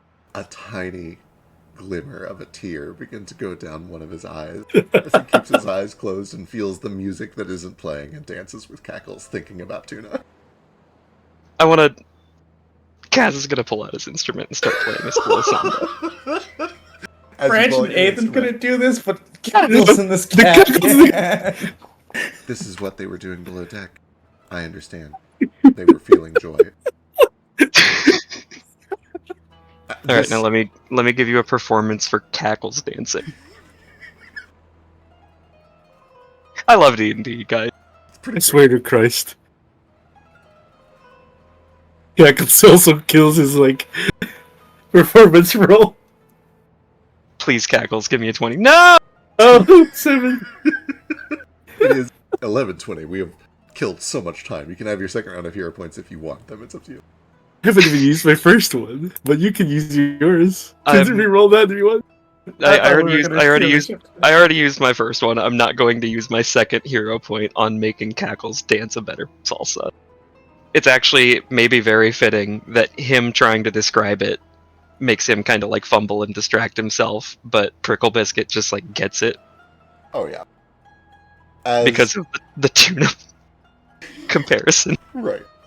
As all of this is going on, your song is eventually interrupted by the sound of an announcer magically sending their voice out into the crowd using thaumaturgy, and begins to introduce the next gladiator, who he introduces as Drajak the Red. And when that name is announced, you hear the crowd erupts in applause, and you hear the sound of the metal gate being lifted up from this arena. And stepping forth from it, you see the hulking figure of a large, white-scaled dragonborn, easily 7.5 feet tall, wearing nothing on his torso, simple furred armor on his legs, and in each hand he carries several weapons. It looks that he has at least 5 or 6 different weapons, 3 gripped in each palm. Which he raises to the crowd, this mix of axes and maces and swords, essentially like arranged between his fingers, like you're doing that Wolverine trick with pencils as a kid. So he's essentially wielding like 6 weapons in 2 hands, raises them to the crowd to thundering applause. And then you watch as all of the opposing gates are opened and people begin to stumble out. Essentially these unarmed, scared-looking criminals or slaves. You're not really sure. They certainly don't look to be nearly as experienced as him. Many of them tremble. They see the crowd around them cheering for what is inevitably going to be their own deaths. They all kind of meet in the middle. The other combatants prodded forth by guards. And you watch as Drajak looks each of them in the eye, picks one of the weapons that he has in his hands and hands his weapon to the other combatants. And then he steps back, a bell rings, and he charges forward like lightning towards the closest one.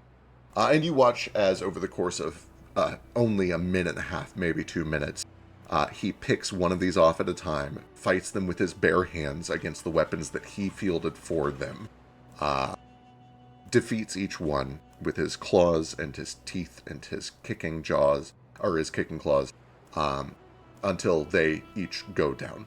And over the course of the fight, you begin to realize why, with white scales, Drajak is called the Red. Hey, how far away is the arena floor from where we're watching right now? You guys, this is a good question. For a negligible cost, you guys can be way up for just like a silver piece or whatever. If you want to be front row seat, you're looking at easily 50 plus gold.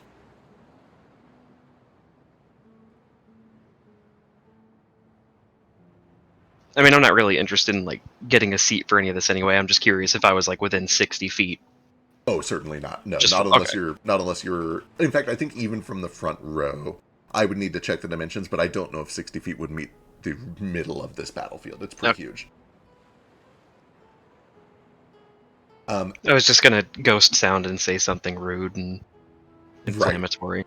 Absolutely. And you do see that several people there do treat him as a heel, and others treat him as kind of a champion. And the vibe that you get as you look around, and the stories that you hear from other people talking about him, is Drajak the Red is uncomfortably rich. He has every wealth and luxury that he could ever need in life. Some people whisper that he used to be a merchant prince. Others whisper that he used to be a pirate. But they all sort of agree that he is here for the sport, not because he needs the money, not because he's being coerced here. He is a self-paid mercenary who shows up. And you actually see that when the fight is all over, he gathers up his weapons, slings them over his shoulder. He goes over to the side where he is handed a purse with his winnings. He takes that purse and throws it to the crowd. People clamor over themselves to catch spilling silver and gold coins as he tosses his winnings to the crowd. And then he licks some of the blood off the back of his arm and goes back into the arena. I think Athens spent 50 gold to be right in the front. Absolutely. And it's just like watching. How about 500 feet? Absolutely. For sure. Yeah, you're within 500 feet. I'll have to think of what I want to say to this guy. I want to exploit vulnerability on him. Absolutely. Give me an exploit vulnerability check. Also, Kaz, while you're thinking of your message, you begin to cast this spell, which is subtle. It has no components. And you do watch as the air around you shimmers, kind of a soft blue. And that is not normally a part of casting this magic. And you've seen this elsewhere in the arena. You've seen little flashes of blue, and you're not really sure what it was. But when you begin to cast the spell, you see it around yourself. And you begin to suspect it's probably reacting to you casting a spell. Right. Well, assuming that, like, I can tell other people see the aura around me and don't, like, immediately stop me or something. Yeah, they don't. Yeah.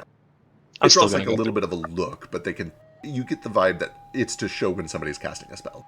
Got 27.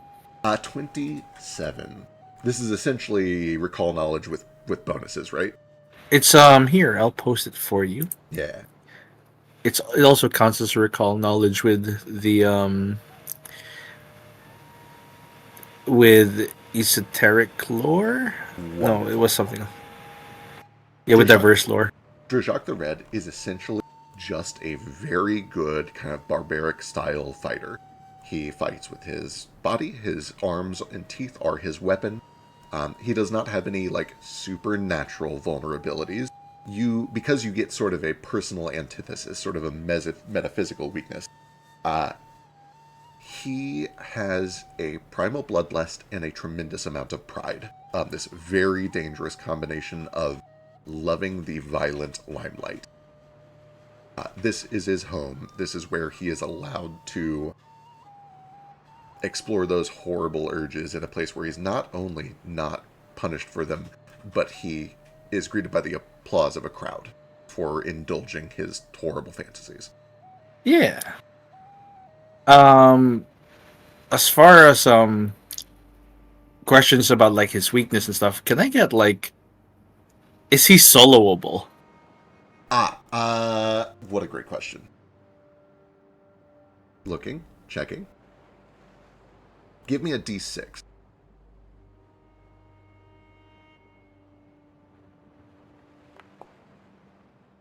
3. This is sort of a meta question, so I'm just going to give you a meta answer. You get the vibe that he is probably about level 9. Okay, so I cannot take him, is what I'm trying to say. It would be... We're level 8. You guys are level Yeah, 8? we're level 8. We have the thing, proficiency without level. Yeah, it certainly is closer than it would be without PWL, for sure. Yeah. You get the sense that he doesn't really have a lot of surprises or tricks. He's clever.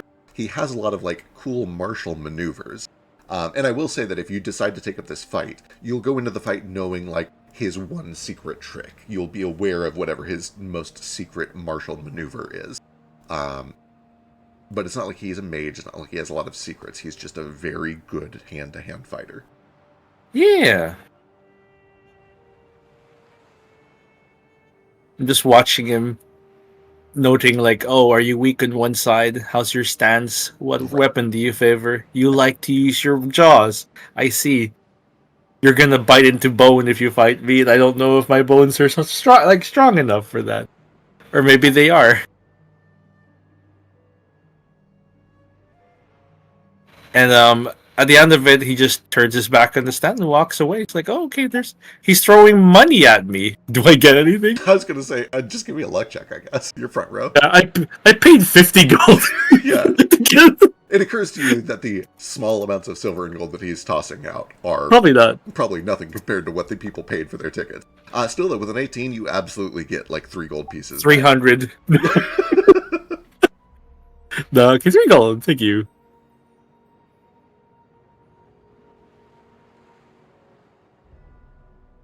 Kaz casts message, and then I don't know if I can like cancel it mid cast, like I can actually do the thing I did just now, where I typed it out for like 10 minutes and then said, "Nah, it's not worth it." Yeah, if you want, you're not committed to sending a message yet.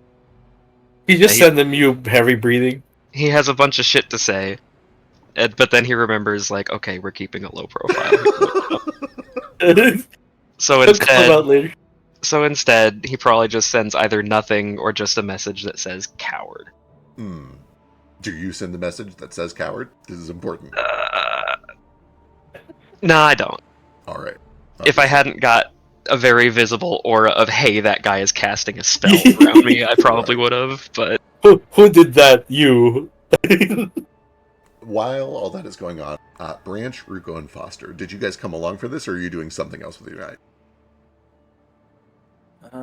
Branches. Kaz probably doesn't even like stay to watch this whole fight once he sees how it's going down. Yeah. Oh, what was that? I'm Branch? definitely not like buying a seat in the stands. Branch is going off to do something else. Foster has as well. Wonderful. How about Ruko? Same exploring. Okay. Let's do the... Or finding a room and sleeping. I don't know. After getting weird mushrooms from the Whistling Isles. Excellent. We'll do these left right then. It's going to be Foster, then Branch, and Ruko. Foster, what are you getting up to? So mine is mostly like right before bed / while everybody's asleep. Right. I would like to observe the woody shard that peaks at midnight while I'm awake to watch it happen. Wonderful. While I'm in the desert where its, origin is presumably from. Absolutely. Give me a perception check.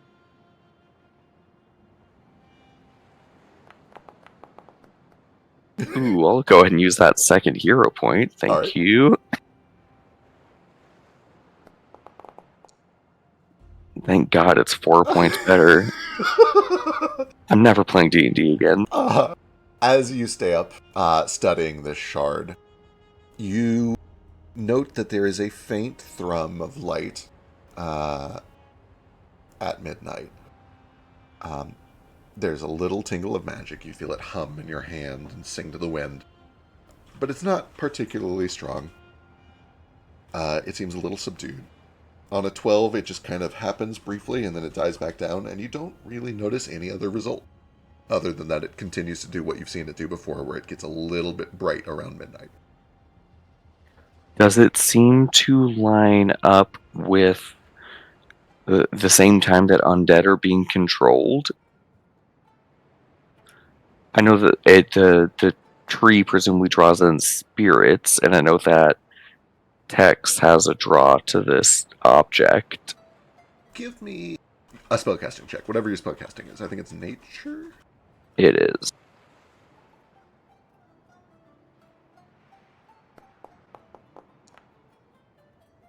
You begin to ponder through the timing of it, and if there are any other connections you can make based on what you personally experienced just a few days ago traveling through the desert.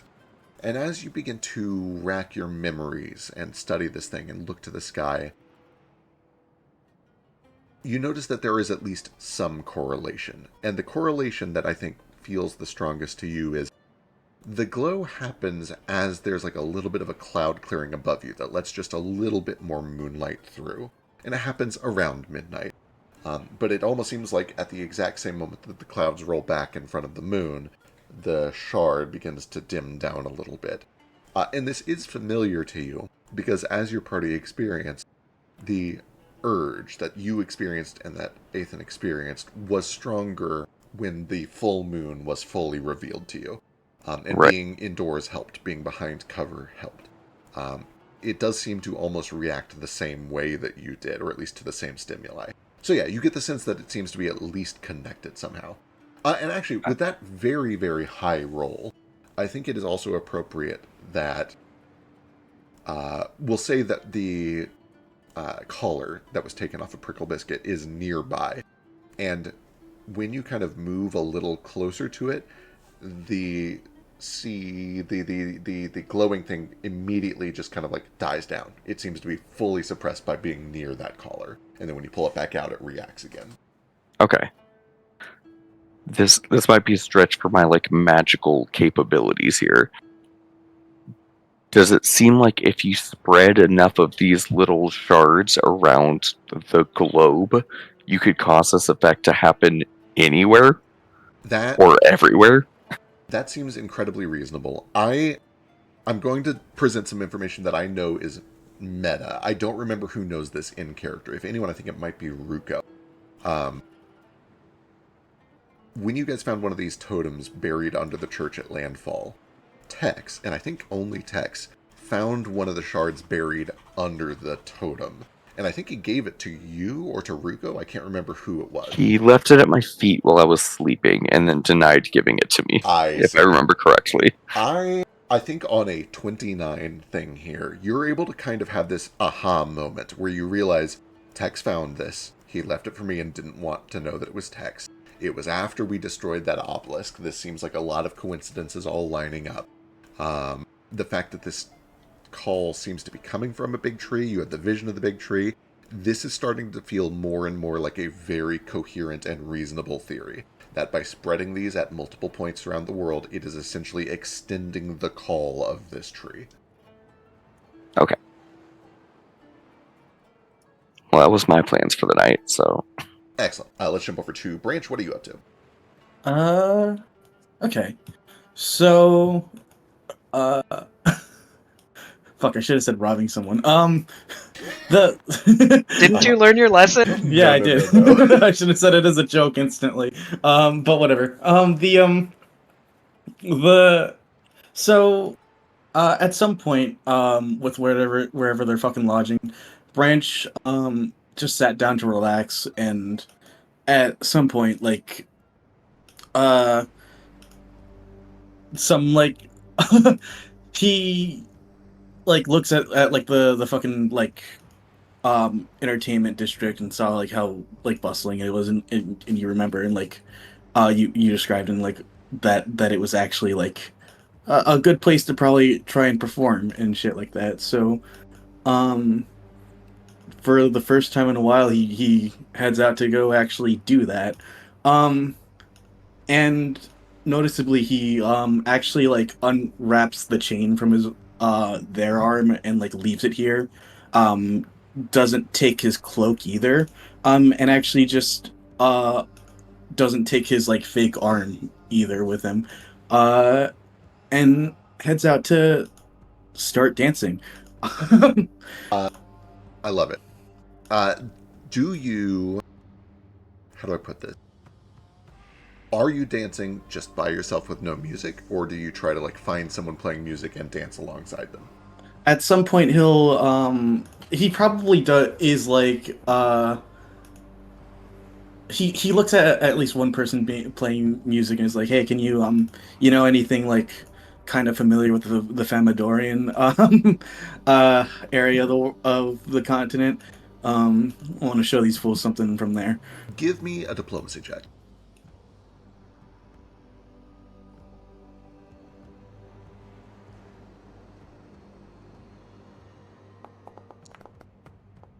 Neat. That is very high. It takes you a little while. Because initially what you are met with when you find people playing music and ask, hey, can you play this style of music and can I dance with you, is a lot of people are like, get lost, this is my corner. That is the vibe that you get from most people. However, with the 22, after a bit of time, 30 or 40 minutes, you find a couple of performers who are a little friendlier. They are more willing to, they essentially are saying, yeah, We could play some of that. Tell you what, you dance with us, you can have 10% of the cut. This is kind offer, honestly. Do you need it? This your main source? Yeah, they both nod. Yeah, it's not bad. It's not bad. I'm taking 5% then. All right. So you kind of tropical, drum-like. Follow my step. Oh, and if anyone else wants to join, let them. More people means more business, right? Yeah, you kind of get the vibe from them that this is unusual, and you're not entirely. You get the vibe from them that like something weird must be off that they're willing to go out on a limb like this. But go ahead and give me a performance check, Acrobatics. which is acrobatics for you. Yep, absolutely.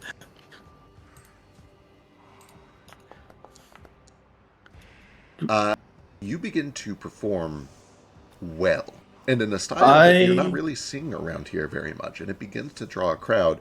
And what initially was kind of like an almost whimsical, like, sure, let's give the kid a chance and see what happens, quickly becomes, oh, he's actually quite good at this. He's quite good at this with one arm. He's drawing a crowd. People are coming around to see this, and they get into it. They start to play alongside you. They are both good performers. They do a great job. They don't quite have the style you're used to, but you begin to kind of give them some pointers. They start to work with you to essentially jam. And you guys jam on a street corner in one of the richest cities in Unyo for a good couple of hours, beginning to pull in a sizable chunk of tips.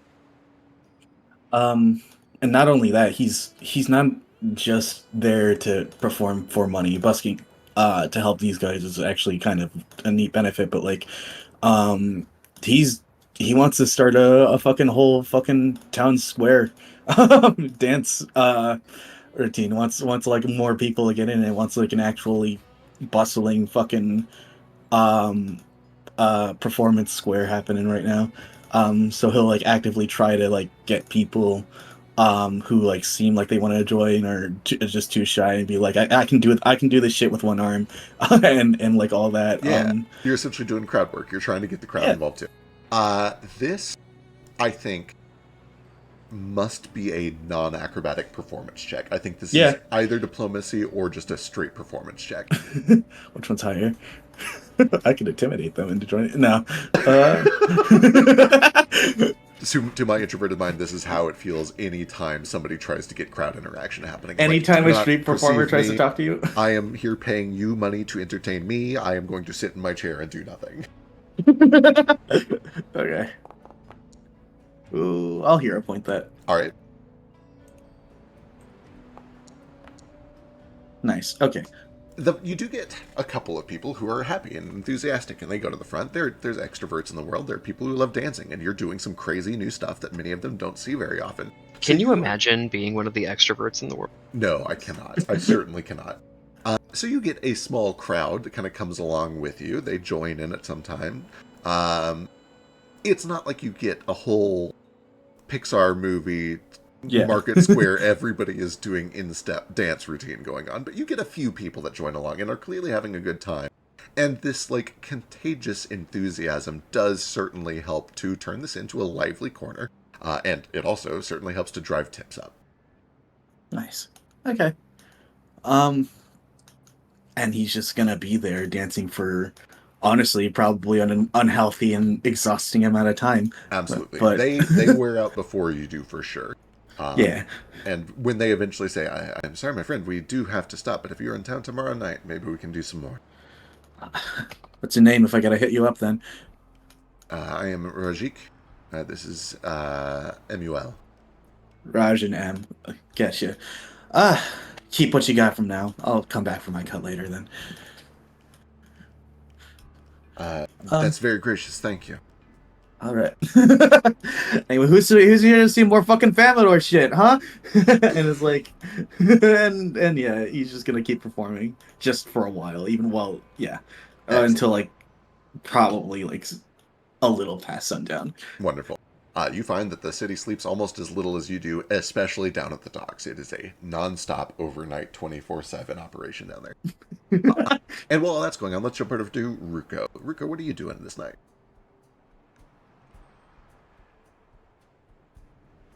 Oh no, did we lose him? Did it finally happen? What would you like to know? Hey, there he is. I want to find some weird mushrooms in the Wisdom Isles. Wistland Isles? They got actual trade going over here from Batata. Oh, what a good question. Absolutely. Yeah, so as much as this place exports, it does also import. There are a lot of things that you need in the desert that you can't get in the desert, and so they are brought in from the Whistling Isles, and from Brajana as well.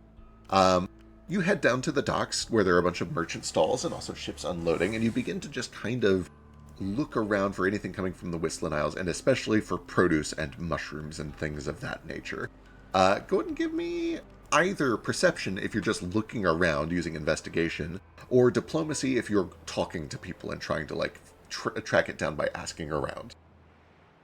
Oh yeah, I ask around. This is a prelude, a fun little bit before I actually do my real search on useful information. But I I can see. wait for a sec. Diplomacy! One of my expert skills, so it's gonna be... Oh, that's actually pretty Good. Yeah, you begin to ask around, and you're dealing with a lot of people who are trying to push their goods, and so they're happy to push you in the right direction. And eventually you do meet a dwarven woman who seems to be running a little shop just off of the docks. And she says, "Oh, yeah, I import a lot from the Whistling Isles. They have great produce there, things that we can't get elsewhere. It's fresh, too. It's the closest trip across the sea. Can't get any better. We got mushrooms for sure. Lots of great mushrooms. Check it out. What are you looking for?"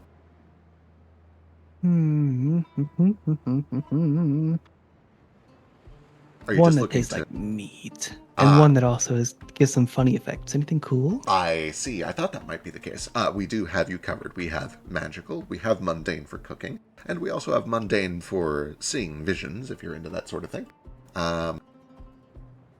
Is there any that can be dried and crushed and rolled into a cigarette discreetly?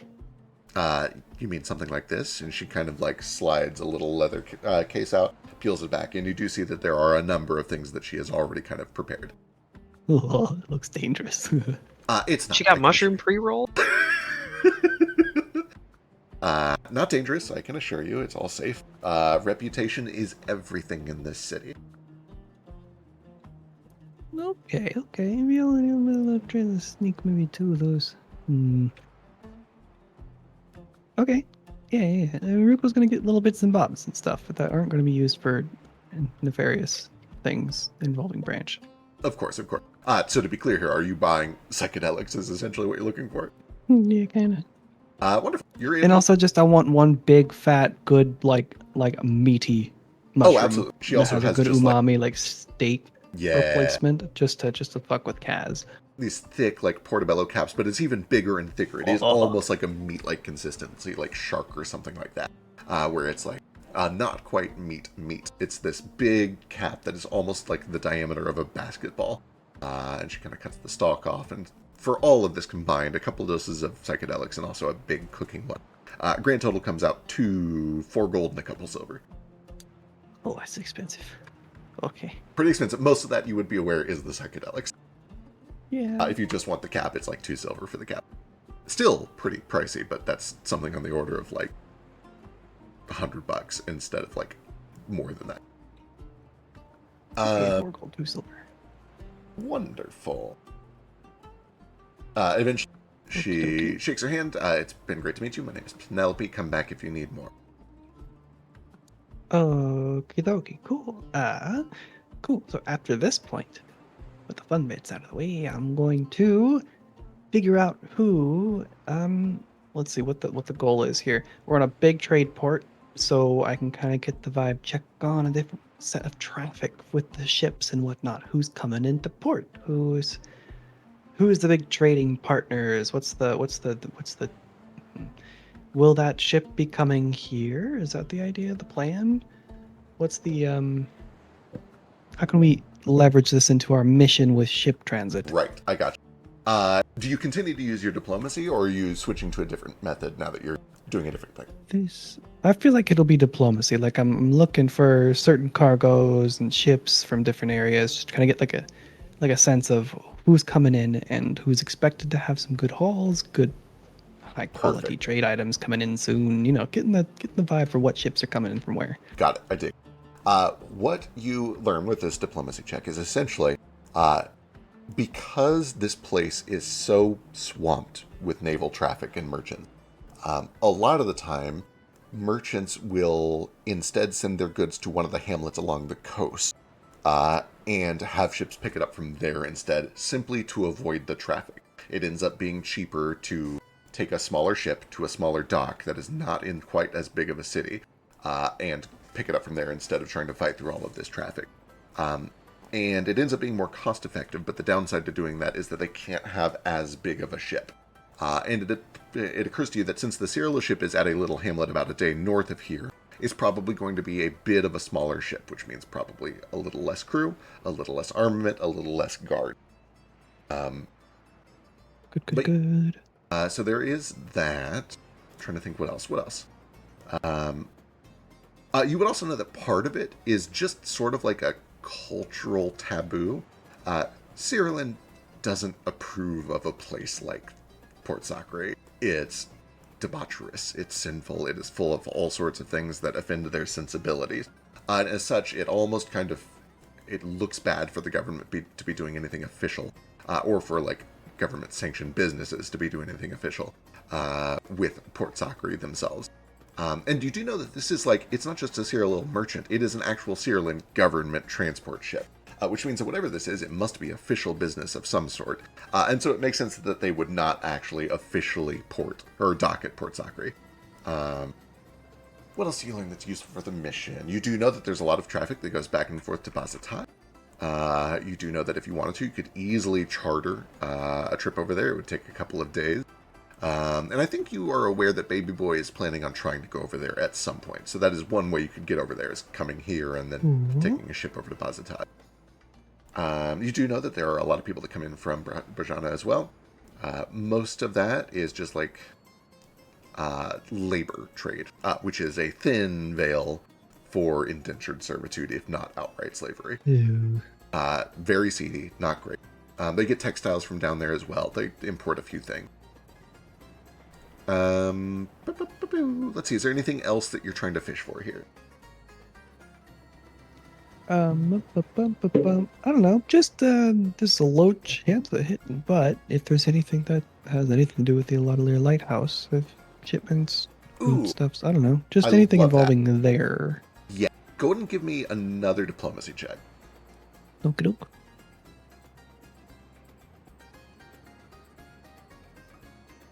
One of my expert skills, so usually it's low. Let's see if I can do better. Sorta. Okay. On a 15, I'm going to give you a choice. Are you willing to, like, say the words, do you know anything about the Alaudalir Lighthouse out loud? Or are you kind of dancing around it and being more... Which is more important to you? Getting information or being subtle? Getting information. We're not going to be here for long. Okay, wonderful. Then you begin to ask some pretty pointed questions about the Alaudalir Lighthouse, and with that, you do find a couple of people who are happy to tell you that they do often pass by. There are a lot of mariners' traditions where you are supposed to, like, do some sort of superstitious thing when you see the lighthouse in the distance. Many people say to take off your hat. Others say to say a little prayer to the sea or to jib when you pass by the lighthouse. Some people are even able to offer some of the historical context. They know it was built a couple hundred years ago. Many of them use the lighthouse in their branding. It's very frequent for merchant companies to have pictures of the lighthouses in their brand. It's because it's a picture of stability, of wealth, of trade, of prosperity. And the story you get is that many people thank the lighthouse for making the Grave Lily Sea navigable at all. And you would kind of know this to be true.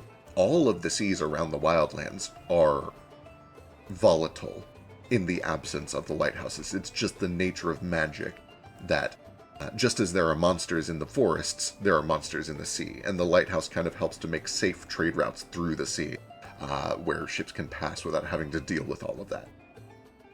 So they're almost revered as like this this folklore element that is especially common among sailors and merchants. They treat it with great respect. Oh, is there anything extra I can gain with my stupid skill feats? Deceptive worship, as in knowledgeable about. Wait, here we go. I pretend to be super in the know about these sailor traditions. Hell yeah, give me an occultism check. Okie dokie. Oh, geez, master. That was More so close nines. to a natural 20 on my screen. With a 14, I think the most like scandalous or insightful thing that you can learn is that there are rumors, unfounded, but rumors, that some people will go to the lighthouse and entreaty the people working at the lighthouse, or spirits or ghosts or whatever happens to be at the lighthouse. The stories change. But the rumor is that sometimes people will go there to try to broker deals. Like, hey, can you mess up this route on Tuesday? I have a competitor bringing in a ship and I'd like that to be delayed. In other words, the vibe that you get is that some people think you can negotiate for control over the seas, and that if you bribe the operators of the lighthouse just right, they will nudge things a little bit for you. Oh. Interesting. Huh. Huh.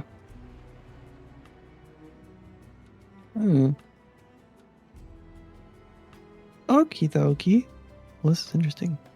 Gonna heft the mushroom over my shoulder. Hell yeah. Big meaty flack, and then saunter off back to wherever the heck we're sleeping. Yeah, I assume you guys all probably picked either a tavern, or if you want, you can just continue sleeping on the hammocks in the ship. That's up to you guys.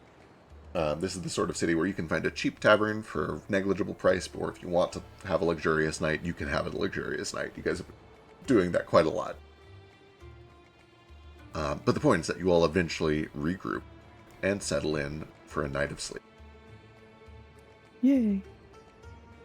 You guys go to bed on Thursday. You're about to wake up on Friday. You know that Monday is where you need to be about a day north of here in one of the cities.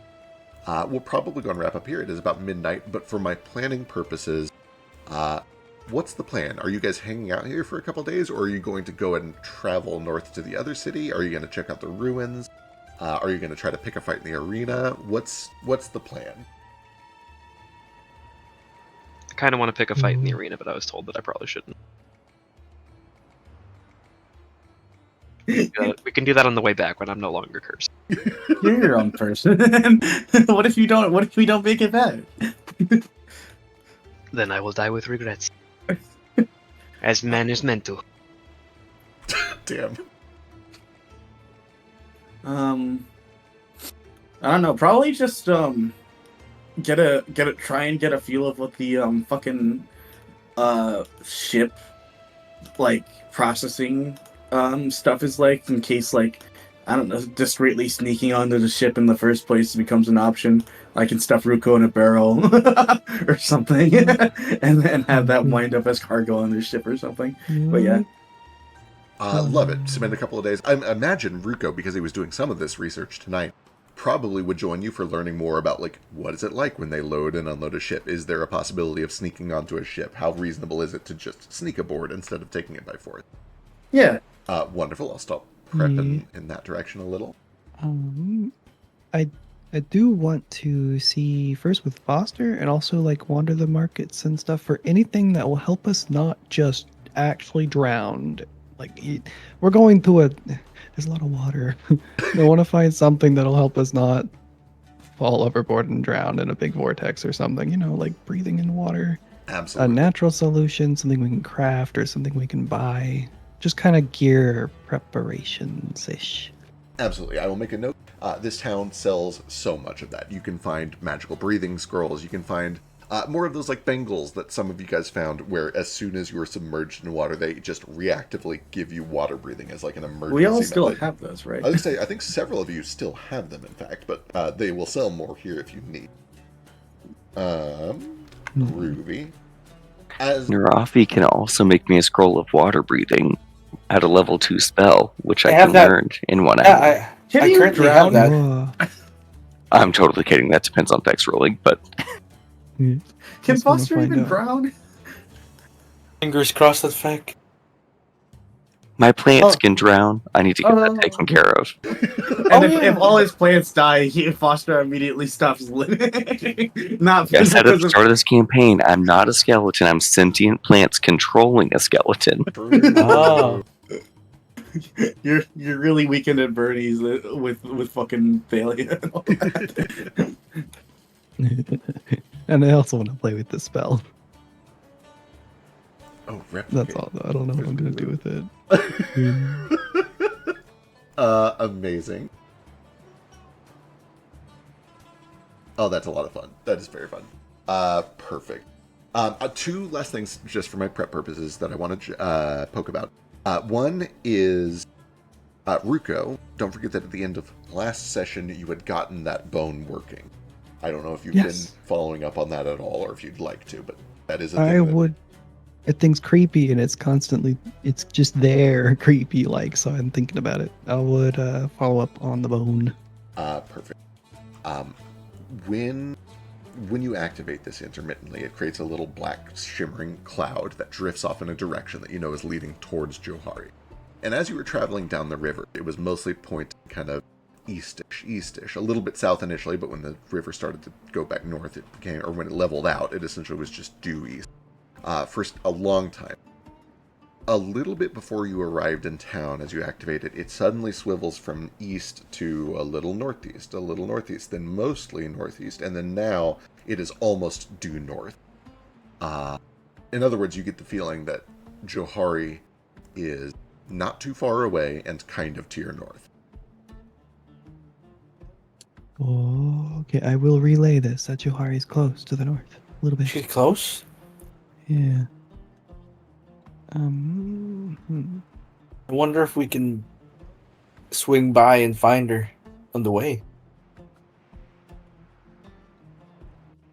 You said you were giving up on that for the tan stuff. I never said I was giving up.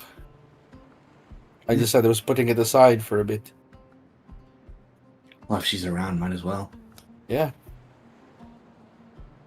Okay. And on the technical, I guess technical token side thing of whatever it is, I got two things that I need to figure out. Like, my double, how do I actually use that? Does it die? And then there's also this little thing I can create, which I feel like needs like a familiar token or like a something. Illusory Oh. creature. Another Ruko. What sort of fetish is this, Ruko? Nothing. This thing, it can cause damage and stuff, and it's got hit points and AC. It's too complicated for me to memorize and functionally use without like a thing to poke. Reading through it real quick. Okay, yeah. In the meantime, I shall get ready for work. All right, Catch good you luck. later. We're wrapping up very soon. Okie doke. Have a good ship. Thank you. Excellent. I will work with you to Pretty figure out tokens and stuff like this between Yeah, sessions. yeah. But yeah, I will Yeah. start prepping accordingly. And Check also, the guys, get your scrolls for schedule. Foster. Absolutely. Scrolls for Foster. I'll double check. It does seem like witches can learn from these temporary scrolls, but I'll make sure that that is true between sessions, and I will start prepping for next time. I'll also get you guys a schedule to figure out when we're playing next. Amazing. Hurrah. Amazing. Yeah, because then you can also learn water walking. I Amazing. can learn all kinds of shit if you can just make free level 1 and 2 spell scrolls. Yeah. You Yeah. can learn all of them. Spells. Why does an Eagle talk? Yeah, give her a funny voice. Why doesn't Yulbo talk? Interesting question. Whoa, what? Oh, it's all the slurs. It's because you don't give her the ability to. That is most of the reason. And you don't give her.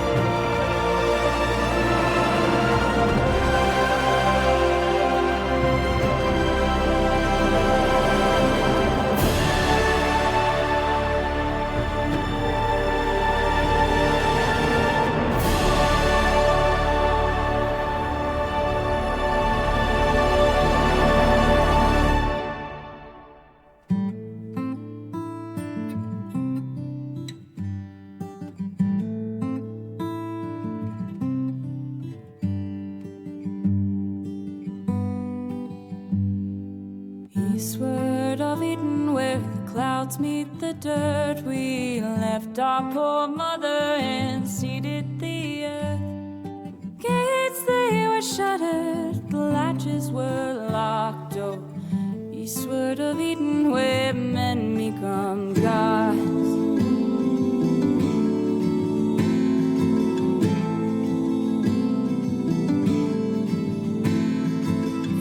Though our people, we toiled as one, the fruits of our labors thrived under the sun. Our children they spread to outnumber the stars. So eastward of Eden, where day turns to dawn.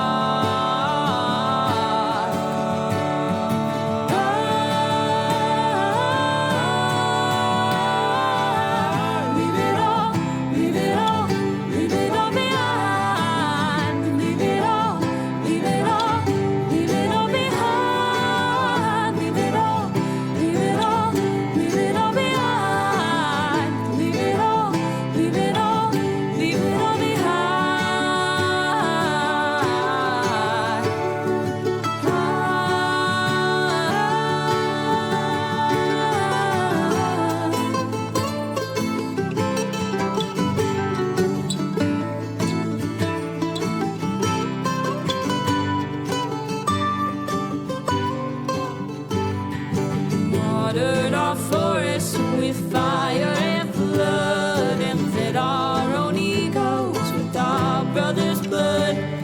We starved every ocean till they ate up our shores. Oh, eastward of Eden, where we always want more. Our towers they rose up and set with the sun. Our servants they burnt us with fiery tongue. We run our wings of metal, surprised when we fell. Eastward of Eden, where heavens are hell.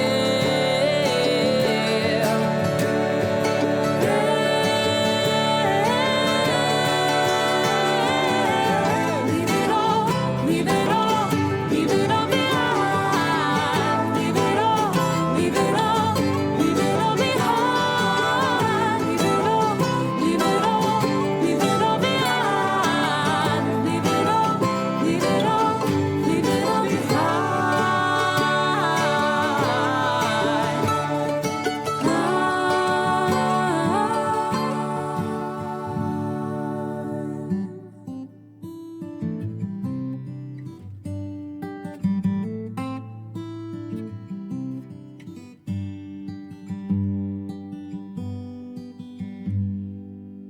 Eastward of Eden, where the dust meets the dirt, we murdered our mother and strangled the earth. Forgive us, oh mama, whose face we forgot. Oh, eastward of Eden, where men become gods. Eastward of Eden, where men become